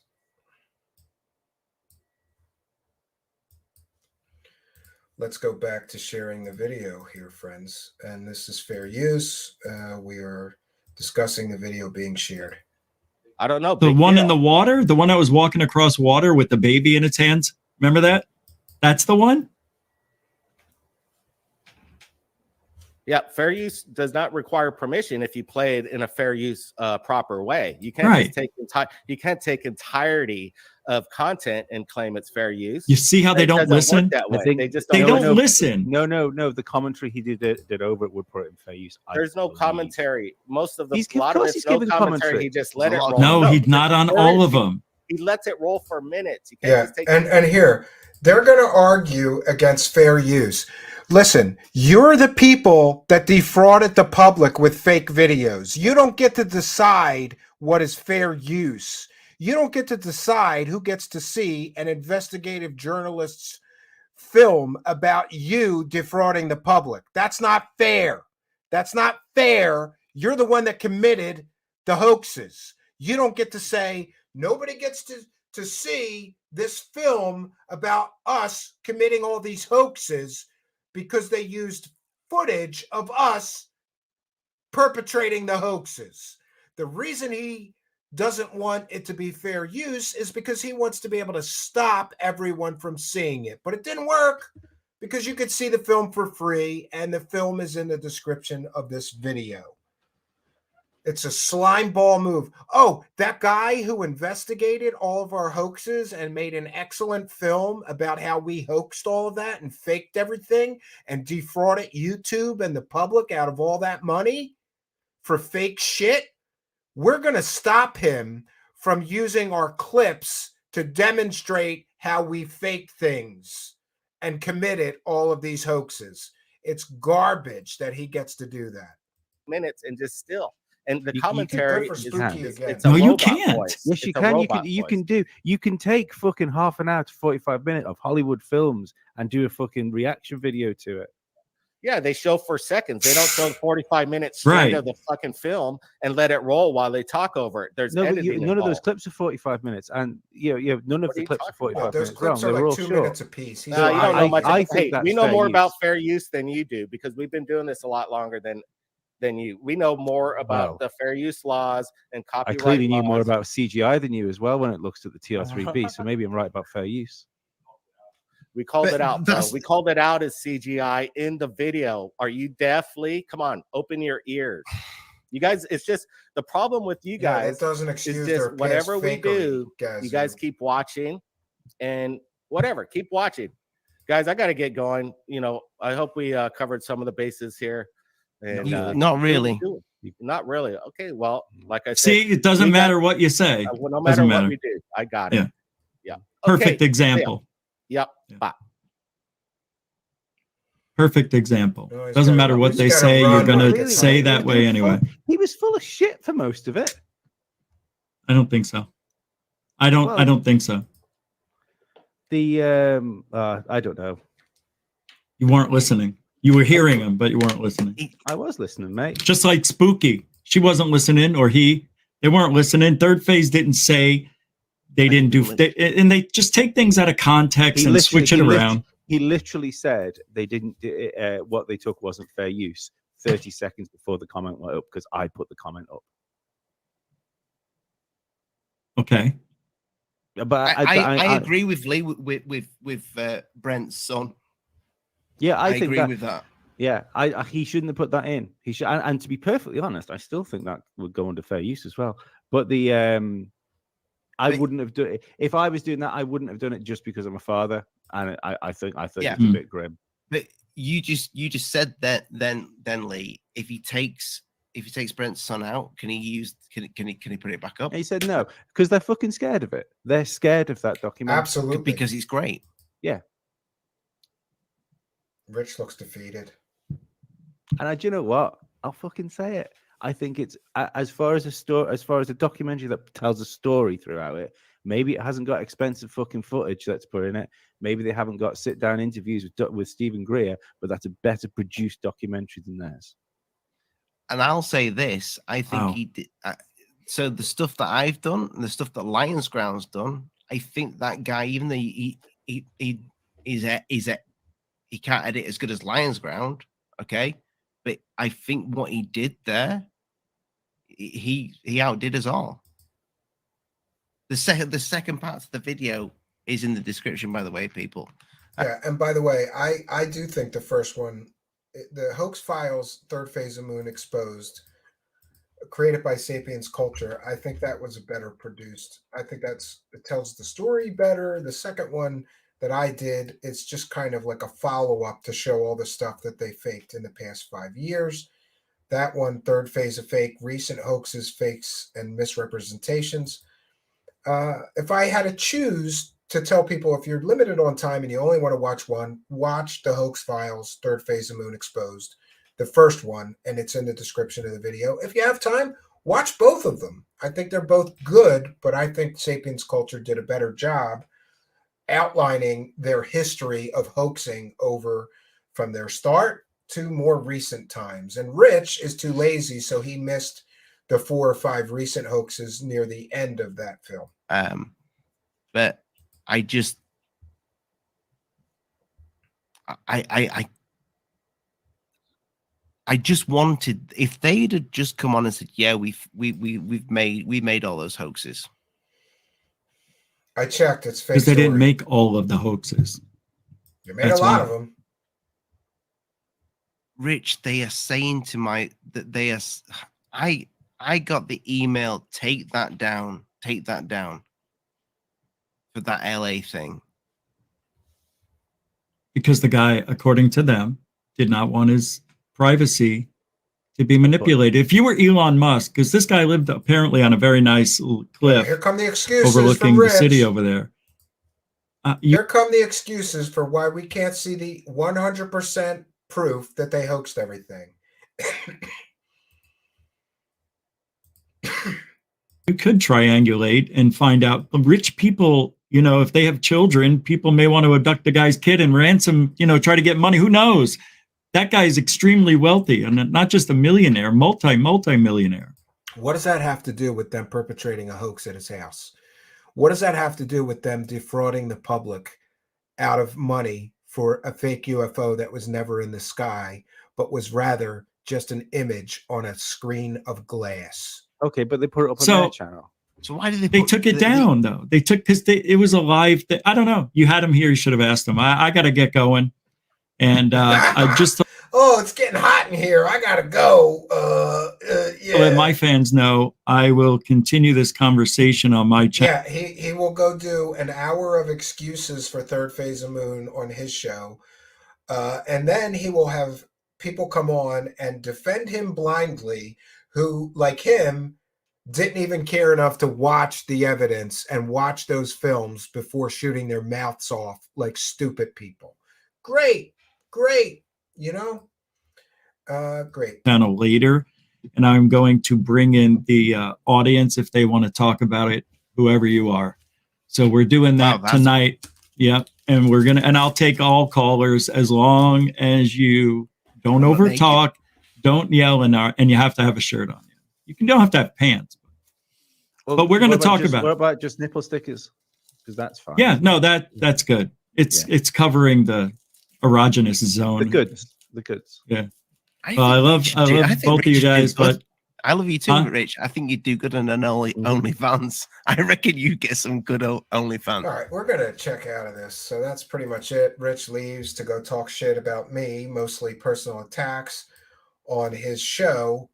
And you know, at this point, those guys are trying desperately to stop the bleeding here, because it's amazing the effect that a tiny channel, YouTube channel with 200 subscribers had on them. Look at how this all played out. They tried to stamp all over that guy's free speech, making all kinds of excuses for why the child in the video, who's now what, like 20 years old at this point, doesn't affect him today. And isn't it convenient that the child is the excuse? They used the child in the commission of an alien UFO hoax to make money on YouTube. That made the child relevant to the documentary. But that was an excuse. And when pressed, well, if they take the child's, the one with the kid out, can he put it on YouTube? Oh no, it's still slander. It's not slander. It is criticism. Are they such intellectual weaklings that they cannot withstand criticism? Or does that documentary nail them? I think it nails them. It is very well produced. And when you see the proof, I'm going to show you one example that's from the first documentary. We did include a still from it. 1 second. And yeah, I see that Out There channel. Maybe we'll save that for another time. Out There channel is sending us more proof of glass panels. So they can lie all they want. That UFO was created using glass panels. 1 second. Okay, here we go. The first documentary proves some incredible things and things that they admitted to on this show. 10 hoaxed fake videos, all filmed within 2 miles of their house, and all 10 videos were filmed with the same video camera. Now, remember, when they put those videos on YouTube, they claimed that people sent them to them from all around the world. But Sapiens Culture and others, I believe, in the past have proven that all 10 of those videos, but Sapiens Culture, look at this map. Remember, I believe it's the yellow is where their house was at the time. Or no, I'm sorry. You'll see a little image of a house there, right? Oh, no, that's not it. The yellow, I believe, is where their home was at the time. And so all of these hoaxed fake UFO videos were all filmed mostly within 2 miles of their house. These few over here up the coast that they admitted they faked them. Oh, it was for our experimental films, all manner of excuses. They faked 10 hoaxed faked videos. And they took money from YouTube for all 10 of these hoaxed faked videos. And they kept the money, right? They kept the money. That's a problem for me. Maybe it's a problem for you. Should they be able to keep money that they got through deceptive practices on YouTube? I don't think so. So that film, in my opinion, really nailed them. And they were terrified of people seeing it because they're trying to do this we're credible thing, right? And get with the UFO community and convince them that we've changed. But when you see their level of fakery throughout all of this, throughout their so-called careers, by the way, what kind of career is that? Hi, we make fake alien and UFO videos for money, or we put out fake alien and UFO videos that are natural things like, balloons, let's see, space debris, rocket plume exhaust, art installations. We put those out and we act stupid and pretend that even though we've got an entire team of professional UFO investigators, none of us can be bothered to do a 2-minute Google search to find out what the object really is before we put it up on YouTube and make money from it, pretending it's a UFO. Oh, and we want to thank Heather Birdie, who just became a member, and you too can become a member here. Thank you, Heather Birdie, for your kindness, your generosity, and your support of the show. We appreciate you, and thank you very, very much. Right? So here's what we are going to do, friends. I have yet to read the super chats, and sorry for once again running long, but this tends to happen. So we are going to take a very short break, a musical guest, and actually it's Alex Jones tonight. The description of the video contains the music video that we're playing. Please support the creators of this content, and we appreciate them as well. So we're going to take a quick musical break. I could use a bathroom break, and as soon as we're back, we will read all the super chats. We'll have time. Get your questions and comments ready. Please put them in all capital letters. As soon as I return, we'll read all the super chats, take comments and questions from the live chat, have a discussion about all of this. We'll be right back, friends. I love you, dude. I love you, but you gotta let me talk. Highest level military intelligence. Tell me more about it. Are you waiting for your turn to speak, sir? Are you listening? Tell me about the highest level military intelligence. You keep interrupting me. Because you're lying. You're full of shit. I will not suffer your Q people after this. Because you're lying. You're full of shit. All of it, dude. And I'm sick of it. I'm not knocking people into Q. I'm just telling you. Oh, he's part of a larger thing of Q. Is he Q? I understand magical powers. I'm asking you with your wizard powers. Oh no, from some small part of the larger Q, you don't know this. We're now learning the secret of Q power. He is a Q priest, is a religion. Q told us that Hillary was in a prison. He's a well-meaning person, but he's a lightweight. Jake the Barbarian, I guess, was his earlier incantation or incarnation. We have Q on the line. Q shaman. Listen, you're a Q wizard. A Q shaman. You are a shamanic wizard. We get that. A Q shaman.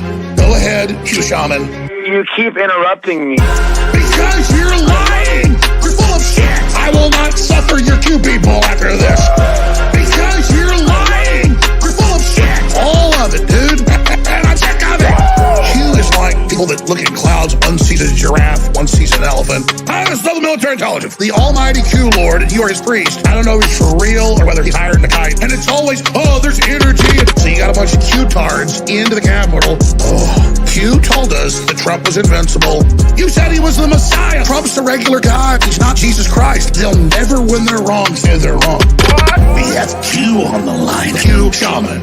Listen, you're a Q wizard. A Q shaman. You are a shamanic wizard. We get that. A Q shaman. Really? No, you're full of crap. You keep interrupting me. Because you're lying. You're full of shit.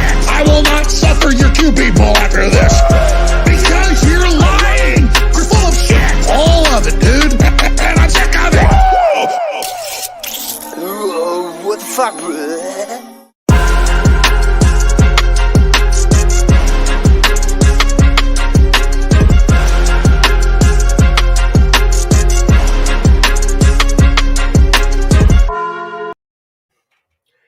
So we're back, and I suddenly realized that I forgot that there is some good news tonight.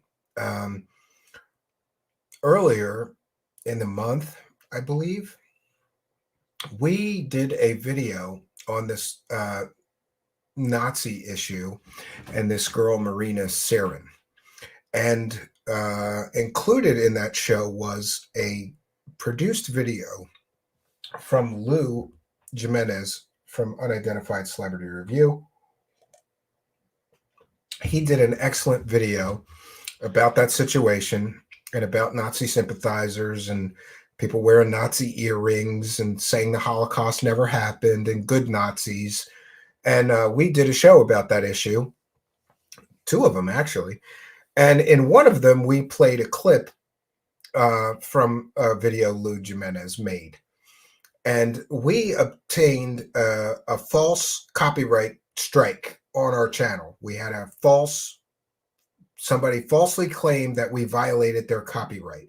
And this will tell you that I know about fair use. Immediately, I said, "Oh, no, you don't, Mr. Nazi." By the way, it was Brian Ruha who falsely copyright striked us, because there was a 1-minute, 30-second clip from a video that he made entitled Adolf Hitler Meditation. Lou Jimenez used a portion of that video in the produced video he made, which we played, which resulted in Brian Ruha claiming that we violated his copyright and striked us, a hard strike on YouTube. So I filed the appropriate legal paperwork. We have a great lawyer here, and legal defense letters for things like this. So we filed the appropriate counter notification, which gave Brian Ruha 2 weeks to prove that he was filing legally against us in federal court. He's from Canada. We're in the United States. He failed to file a suit against us in federal court. He had 10 days to do so. He failed to do so. Therefore, the strike is now removed from our channel, as well it should be. That was not a copyright violation. We were critiquing him and that girl. We were educating the public. This was fair use. And it was only a 1-minute, 30-second clip out of a 3-hour show. Certainly a transformative work. We certainly were critical of him and the Marina Nazi girl, Marina Sarin. And I thought it unjust to just sit and wait 3 months or 2 months or whatever it is for the copyright strike to expire. So we defended ourselves legally and we won. Therefore, YouTube in that circumstance decides that if you falsely copyright strike somebody and then you're not willing to follow through on your legal threats, the strike reverts to them. So to the best of my knowledge now, that strike, which was on our channel, now goes to the Nazi supporting person, Brian Ruha. And as well it should. He falsely copyright striked us. And by the way, I don't think he knew about that situation. It's my belief, and I will freely admit that it's speculation, that the Nazi girl, Marina Sarin, asked him to copyright strike us because that was her on his show or something. You know, he had the right to copyright strike us. She did not. We didn't use her produced videos or a section of them. It was a section of her interview, apparently, with Nazi propagandist, sympathizer, big fan of Adolf Hitler, Brian Ruha. He copyright claimed us. We fought it legally and we won. And just though to make everyone aware, it's very taxing to have to defend that, because for 2 weeks, I have to sit here and wait and wonder if I'm going to be served with a subpoena to appear in federal court for this so-called copyright violation. It's very, very stressful and very taxing emotionally. And quite honestly, I'm getting tired of this. We are now up to, I think that's 17. 17 times now, someone has falsely claimed that we violated their copyright when we clearly used clips under fair use. Sometimes it is as simple as as contacting the person and saying it was fair use. Can you please take that off? And they do. Larger companies, sometimes they realize, oh, that's a mistake, and they take it off. But most of the time we get these hard copyright strikes, it's from somebody who simply doesn't want people to see our video. So they hard copyright strike it to get it taken off of YouTube. These are tactics that Third Phase of Moon also uses because they don't want people to see certain criticism of them. And but, you know, like I said, we have really good legal defense letters for fair use. I strongly believe in the principle of fair use, and I will vigorously defend our right to fair use. Now, I have to make a decision. Am I going to put up the Third Phase of Moon pieces here on my YouTube channel? I believe that I am well within my rights to do so, but I have to make a decision. Do I want the stress and the anxiety of fighting a false copyright claim from Third Phase of Moon?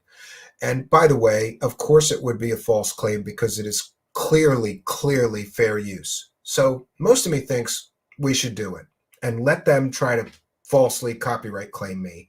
But I want to warn them that if they do that, I will counter that. I won't just file a counter notification, because if I have to defend this, this is going to be a lot of emotional stress on me. So we have to make a decision here. Are we just going to let people bully us, or will we defend our rights to free speech, freedom of expression, and freedom of fair use when it is clearly fair use? I'll have to think about that. Most of me thinks it's not fair that those videos have to be on Odyssey and get so few views. And by the way, if they're getting, you know, the first one's getting 2,500 or 3,000 views on Odyssey, that means they would have gotten 10 or 20,000 views on YouTube. And it's not fair for Third Phase of Moon to be able to decide that so many fewer people see it because we can't put it on YouTube. In my opinion, that is the move of an intellectual coward and a weakling who cannot defend their weak position, having been caught, I believe, caught red-handed, hoaxing things, faking things. And again, since when is the person being investigated allowed to decide who gets to see the investigative journalism film about it, about them being investigated? It's not fair. But I have to think about these things.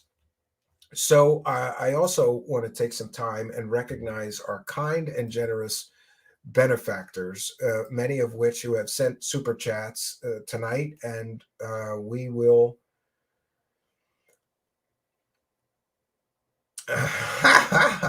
Lisa Bowden, a kind and generous $2 super chat, who says it's like Gufon is your sugar daddy. Well, thank you for that, Lisa Bowden. And let me see here. So anybody else feeling generous, there's a super chat button, but that's certainly not why we're here. Unlike Rich, I don't need super chats to pay my bills. You know, we have other income here. But we do want to thank everybody for their kindness, generosity, and support. I will check in. You can also support us via PayPal or Cash App. Instructions to do that are in the description of the video, but I am a terrible salesperson. And also, I have noticed that when we do presentations, people know I don't read the super chats, so we get very few. Other people stop every 2 minutes. Maybe we should start doing that. But then again, my purpose here is not to do the super chat shuffle, unlike other people.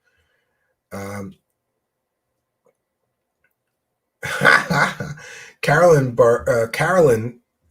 Sweet Caroline, with a kind and generous PayPal pledge, says, great show tonight. We need murder in UFO land out soon. I'm trying to jump on this crazy train, man. Sweet Caroline. Well, thank you for your kindness, your generosity, and your continued support. Sweet Caroline is also a channel member, and you can just click the join button. I guess I should explain that. So on Patreon, we post some extra goodies, and that's $1 a month. And then you can become a channel member for $5 a month. And what you get there is all the Patreon goodies plus some extra goodies on YouTube, like your member badge and your your comments in the live chat show up bigger and in color, so they're more noticeable. It just recognizes you as a supporter of the show. Comments or questions for me, we will put it, we will take comments and questions. Seems like YouTube just allows a lot of things that are not based on fact, thus the Cousins and Linda Moulton Hale. Yeah, I agree. Chuck Bam says, I have a Dogman grifting site. They give me vomited rats. Very spiritual. I don't know what that is about, but that sounds, this is the nuttiness in the live chat sometime. B. Baker says, I wouldn't put it on the channel. We've had good results putting it out to alternative sites. And Third Phase of Moon are trust fund babies who can hire lawyers. Yeah, I don't know. I have to think about that. What I don't like, B. Baker, is I don't like that the subject of an investigation is going to decide where the results of that investigation get to be seen. To me, that is extremely unfair. And they can claim it's slander. I don't believe it's slander if it's true. I believe that it is criticism, not slander. And they're free to put out their own documentary and refute the claims made in these. But again, they want that crowdfunded so they get some money for it. That'll tell you what they're here for, right? And we have had 2 new members tonight. Visitor has become a YouTube member, and we want to thank them for their kindness, generosity, and support. Welcome, new member Visitor. Love that avatar. It's very mysterious, Visitor. But thank you for becoming a member, and you can now enjoy all the member benefits. Go to the community tab, and you see all the extra goodies that we put on PayPal. You can now get them. You can get them as soon as you become a member. Thank you, Visitor. We appreciate you. Do you know if the channel they struck ever appealed the strike? To the best of my knowledge, no. I tried to guide him through that, but I don't think that he wants to risk. Remember, they have 10 days to sue him. And if you file a counter notification and appeal them taking the video off of YouTube, then the striker gets 10 days to file against you in court. And I think that he was really worried about that becoming a possibility. He doesn't have money for a lawyer or defend himself should they choose to go that far. So he thought it would be best to just wait it out and let perhaps the strike to expire and not appeal, and just be okay with the fact that he's not allowed to put it on YouTube because the subject of the investigation decided he's not allowed to put it on YouTube. I think that is very, very unfair. Yeah. Okay, Blue Chicken is here and says, okay, my flock, right? Unidentified S4 is here. Justice for this person that did nothing wrong. Excellent show, Third Phase of Moon and Goof on Crazy Town. Yeah. Yes, and B. Baker reminding everybody that I do have a paralyzed eye. And I have trouble reading sometimes if a comment is for me. So it really, I hear a lot of YouTube show hosts. Usually YouTube show hosts will say that, put comments or questions in all caps so they know it's a question. But for me, it's even more important because that's how I am quick and say, okay, that's a comment people want me to share on screen. And we appreciate you doing that and helping out a half-blind guy, right? Greg Chase is asking, Steve, does your channel examine UFO tech sometimes? Yes, we did whole shows on UFO propulsion and free energy devices and things like that. Unfortunately, that a lot of that is speculation. So I leave the physics to people that really know what they're doing. I would recommend Jeremy Rise, Alien Scientist, if you're interested in the science behind the technology. He does that quite a lot. Visitor says, I may have missed it. Why can't the documentaries go on YouTube again? Because Third Phase of Moon is hard copyright striking and forcing the videos off of YouTube if anybody posts them to YouTube. And for those unaware, if you get 3 strikes, you lose your entire YouTube channel and your ability to earn money in many cases. So people are hesitant to put them on YouTube because their channel may get deleted, demonetized, stricken out, whatever. It's really, really a bad situation. Like I said, though, when a person being investigated for an investigative journalism piece gets to decide what platforms you're allowed to put the finished conclusions of that investigation on, very unfair to me. And I wish that I knew somebody. I do know somebody that works for Google, but not YouTube. But I'm trying to get to somebody in the YouTube and have them look at this situation and advise me what to do. Should I just post it and then fight them on the copyright strike? I don't know what to do. I'm not sure that it's worth it, right? Amy Collins says, off topic, but Stephen, do you have any good space stories about seeing a shuttle launch? Favorite space shuttle? Well, there was the horrific disaster that I watched in school. That was horrific and very traumatic. And I still remember to this day. I don't recall. I may have cried. And by the way, I'm not ashamed to admit that I cried or not. I just can't remember if I cried. But I recall everybody in the classroom watching when the teacher said for sure that looks like that it was a disaster and the shuttle blew up and everybody on board likely died. All the kids started crying, and I may have too, but I don't recall specifically. I don't specifically remember crying. I remember being upset about it, right? Chuck says, soon we will get buckets of lab-grown meat and cricket flour. Yes, we will. Yeah, we're all going to be eating bugs soon. Absolutely, we will all be eating bugs apparently soon, right? Yeah. So I think we did our due diligence tonight.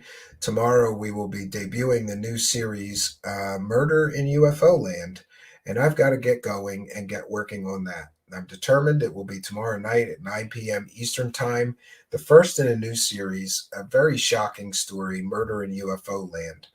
And by the way, I much would prefer spending my time doing investigative journalism pieces like that, Murder in UFO Land. Honestly, I think that Third Phase of Moon is kind of low-hanging fruit. It's easy to prove that they're fakers and fraudsters and liars. I don't think it's much of a challenge, right? But I will say this, unfortunately, things get personal, and they tend to do that when their attack dog comes out and tells people that you may have pedo friends, and that might make you a pedo, or making fun of your disability. Things can get personal. But I'm trying to not let it get personal. Honestly, I'm trying to laugh this whole situation off. But I will tell you that I will definitely be laughing about one thing, and that is that Rich has backed himself into a corner. And now, and honestly, I'm a little too happy about this. I am happy about this, and maybe that makes me a terrible person, because I think karmically, though, he deserves this. What's going to happen now that Rich has backed himself into a corner, claiming first they never hoaxed anything, and they never hoaxed anything in 5 years? We've just seen him tonight admit, yeah, they probably hoaxed that one. So yeah, they have hoaxed things within the past 5 years. People are going to remember him lying to help those liars. People are going to remember him viciously attacking people who called them liars truthfully. And every time, actually, I hate to say it, but I wish this on him, and I think it shall come to pass, because as my will, so mote it be. Every time that Third Phase of Moon puts out something ridiculous and fake, everybody's going to remember all this stuff that Rich said and did in their defense. And everyone will know who was right and who was wrong during this entire situation. Again, I don't have a financial motive to lie to you about Third Phase of Moon faking things, nor would I do it even for money. Like, what amount of money would it take to get me to lie about people hoaxing things? It's kind of ridiculous to even suggest that somebody would lie about people hoaxing things. Clearly, they're hoaxers. Clearly, they have faked many things throughout their so-called career. You know, I don't have a motive to do that other than not liking them profiting from fakery, not liking the fact that I can't just fake things. I can't just put up rocket plume exhaust and claim it's a UFO and make 10 grand or 5 grand or 2 grand or even $1,000 or $300. I just don't. That's not something that we can do. We can't lie to people here, you know, show title and all. And even though I might look like a lesbian with bad hair, I do the best that I can here. And by the way, that'll kind of display to you Rich's mindset. Like, he's got to do personal attacks. All he's talked about is my appearance, my paralyzed eye. He keeps misgendering me, calling me she. He thinks that's going to, you know, hurt me. That doesn't hurt me.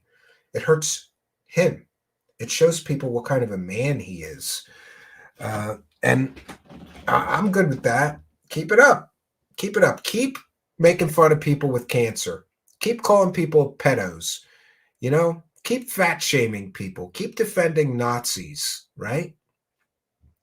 Good for you. You're showing your true colors there. And people aren't stupid, and people know and recognize that. And people know and recognize why you did those things. And that is because people were critical of Third Phase of Moon.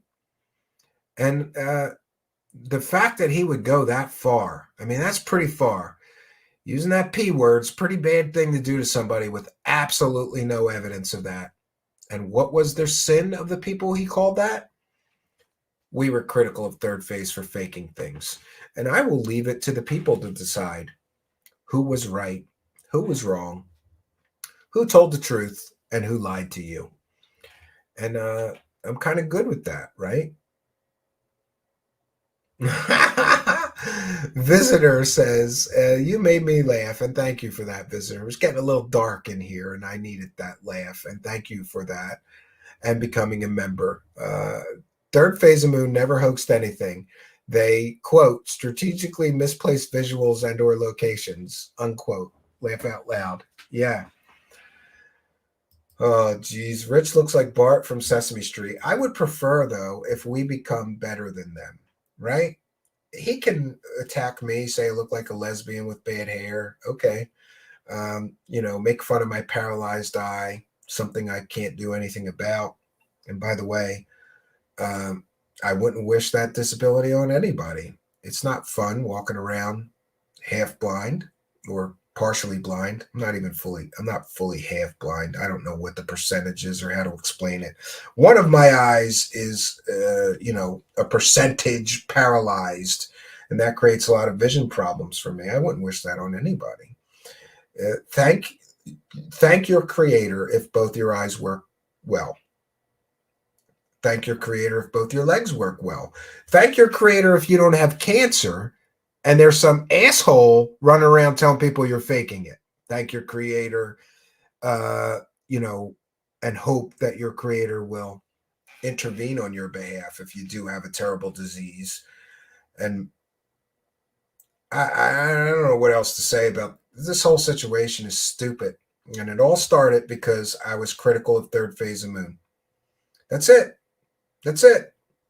And again, we skipped ahead, but one of the things that Rich said is that I somehow said I couldn't be friends with him if he was going to be friends with Third Phase of Moon. Again, I never said that.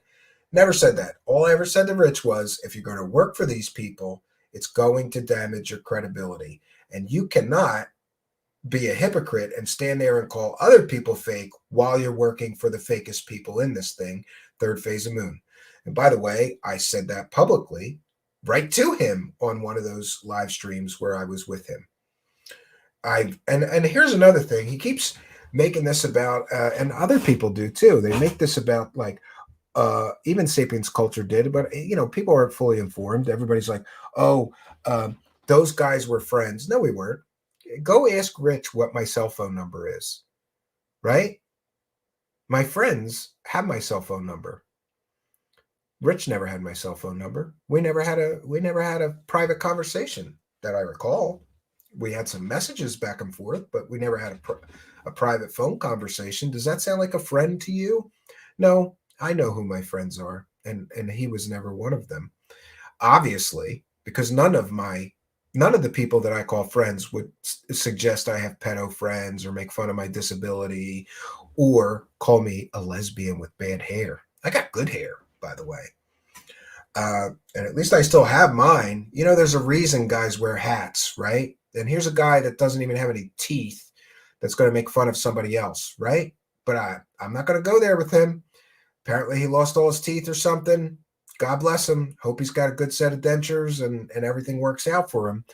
But I don't think that attacking somebody's appearance is relevant here. We're talking about people hoaxing things. How is my appearance or the appearance of anyone who is talking about those things relevant to the discussion? The truth is, it's not relevant. It's just a distraction so that you can distract people away from the overwhelming evidence that these people fake things and keep faking things. And, you know, they keep saying they're going to try to do things the right way. And my hope for them is that they finally do go clean. But at some point, when you fake that many things, no one, in my opinion, even if they were to go completely straight and do things 100% ethically and morally from here on in for the next 5 years, I still think people would never trust them because of the amount of times that they have betrayed everyone's trust. Look at this. Oh, we're doing things the right way. We're cleaning things up. That's what they told Rich. We're cleaning up our image. We're going to start doing things the right way. We're going to have a team of professional investigators. We're not going to fake things anymore. And then they get caught faking things after they said they were cleaning up. So as far as forgiveness, you know, somebody asked me, well, when did you're supposed to be, somebody actually sent me a message and said, you're supposed to be a Christian, Stephen, and you're supposed to be forgiving. And you're right. I believe in forgiveness, but when you forgive someone who claims they make mistakes and then they go right back and make the same mistakes, that's them kicking you in the teeth for forgiving them the first time. And that's exactly what Third Phase did. They went and said, we're cleaning up our act and we made mistakes in the past. They never made an actual apology video acknowledging how many times they fake things or, you know, deceived the public for money. But they said, we made mistakes. We're not going to do this anymore. And a certain percentage of people, I'm sure, gave them the benefit of the doubt, including me. People forget that I talked to them on the phone and they gave me the whole song and dance that we're changing. We're doing things the right way. We're really working hard to be credible. And I went, all right, good for you. I won't say anything negative about you until I see evidence that you're lying to me. And the very next week, I saw evidence that they were lying about going straight. And I was pissed off that I fell. I almost fell for the song and dance. We can see anybody with a brain, like, by the way, I want to thank Lee and Ollie from Alien Addicts show for doing the right thing and for not softballing those guys, for putting their feet on the fire and saying, wait a minute here. You know, they really did do a good job throwing hardball questions at them, which is not something we get to see every day. So I appreciate Lee and Ollie from Alien Addict for doing that. They could have softballed them, just gotten the views and not made any progress on the whole, are they really going straight thing. I think there was a little progress made. There was a bunch of admissions that they probably wish they wouldn't have said, because now it's all on record and it's all recorded, and they're going to have a hard time weaseling out of the fact that, you know, to my ears and to the ears of many, they admitted to committing fraud on Ollie's show. To say we put fictional pieces from the films, that are experimental films we were working on, up on our YouTube channel, to me, that's an admission there.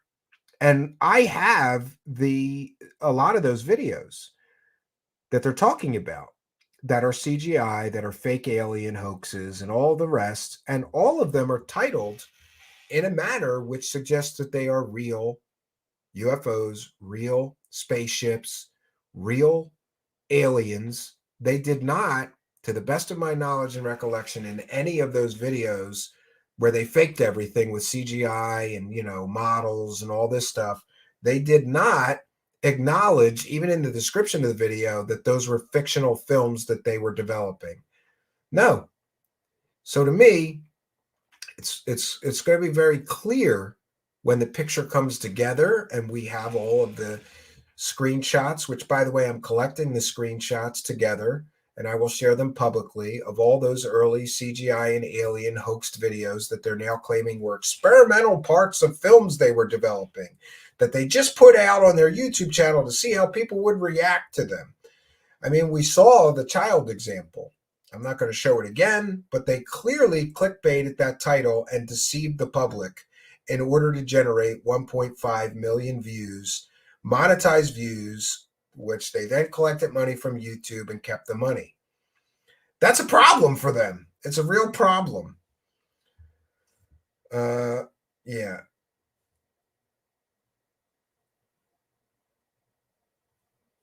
Sandy Smith, why are Oxycans upset? I'm not sure what that means, right? They tried the "we were going legit." No one will believe them now. No, it's the boy who cried wolf. It's exactly the boy who cried wolf. They lost their chance. Now, I kind of believe what Rich said is that they couldn't get that faking it out of their system, because you get that high from all those views, and I think they knew when they saw that reflection in that glass, they could get a ton of views from that. And they did it. They faked it. And then they got caught. Even their audience knew right away that it was a reflection. It doesn't take a magician to see through that fake illusion. It was pretty easy to see through. That hoax was very, pardon the pun, transparent, how it was done.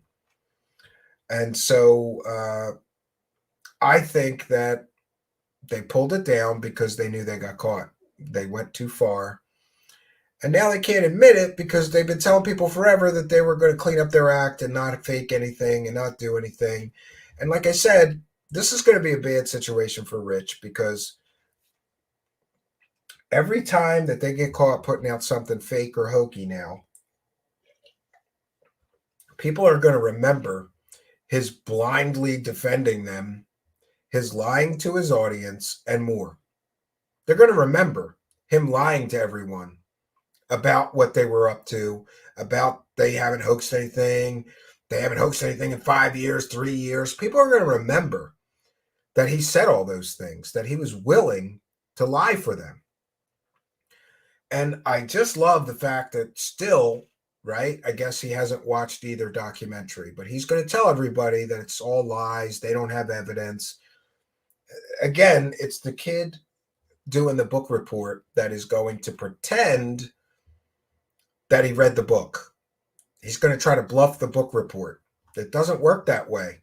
And he made himself look silly and foolish if he truly didn't watch that documentary, because he said things that were silly and foolish to anybody who did watch it. But,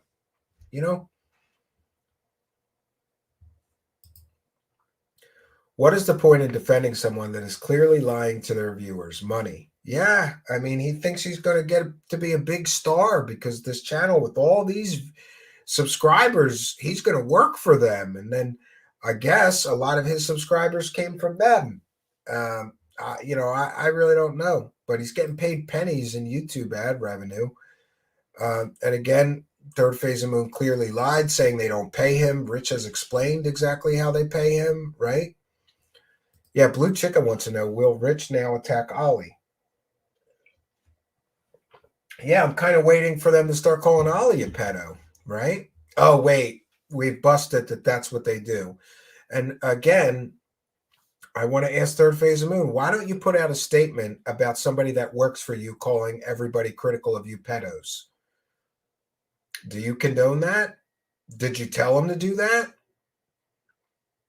Why don't you put out a statement condemning him doing that? Why don't you end your business relationship? A real company would fire someone immediately for doing that.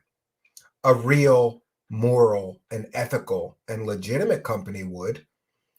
Or are you going to prove that you're a fly-by-night outfit by not even putting out a statement condemning somebody that works for you, calling people critical of you pedos, or claiming they have pedo friends? You know, the proof is in actions, right? I believe in that saying, like, you know, words don't mean a thing. You know, actions speak louder than words. And the fact that they sat in silence as Rich was running around doing that in their defense, to me, it means that they liked him doing that, or it means that they asked him to do it, condoned him doing it. Who knows?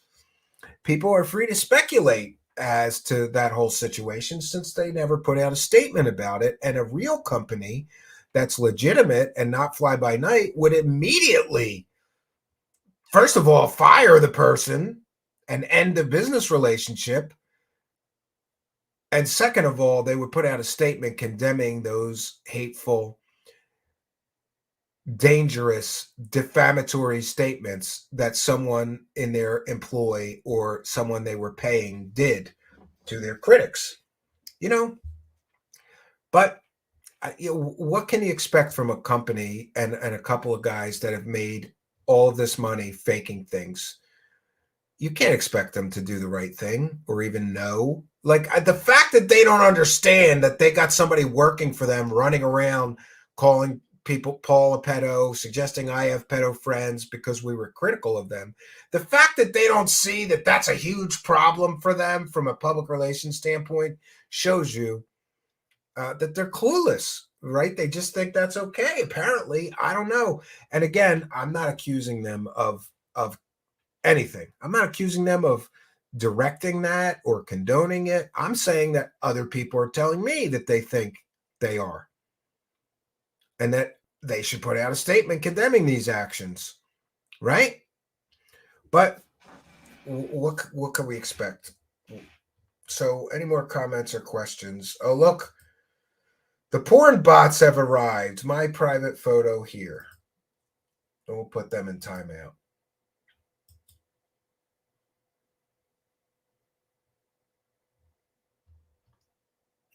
All right. Exploring with Kaylin says, this all sounds like petty high school drama. Anywho, besides all that, you definitely continue your deep research and keep your chin up, Stephen. Thank you. I will. And I appreciate you being a Patreon supporter as well. GG, tomorrow night show will be very tangible. Tangible. I had a belch that happened in mid-sentence. That's terrible. I apologize.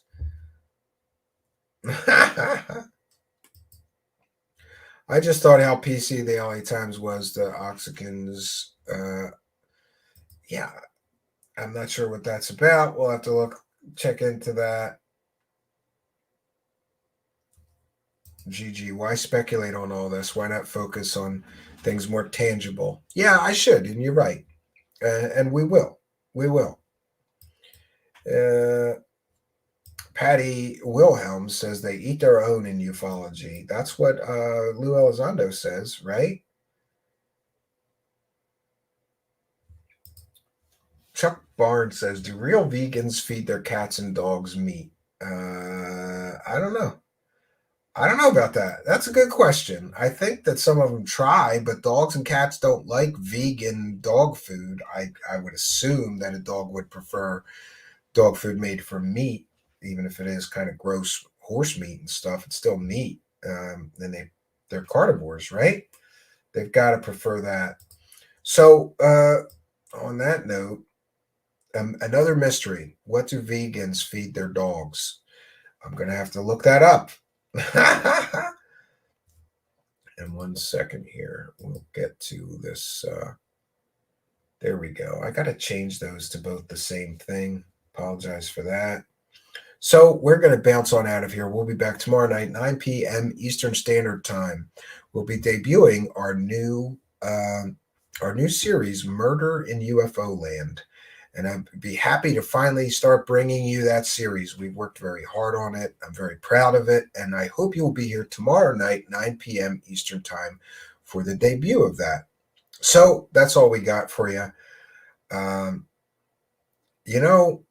will say that I'm going to pray for those guys, that they wise up and start doing things the right way like they claimed.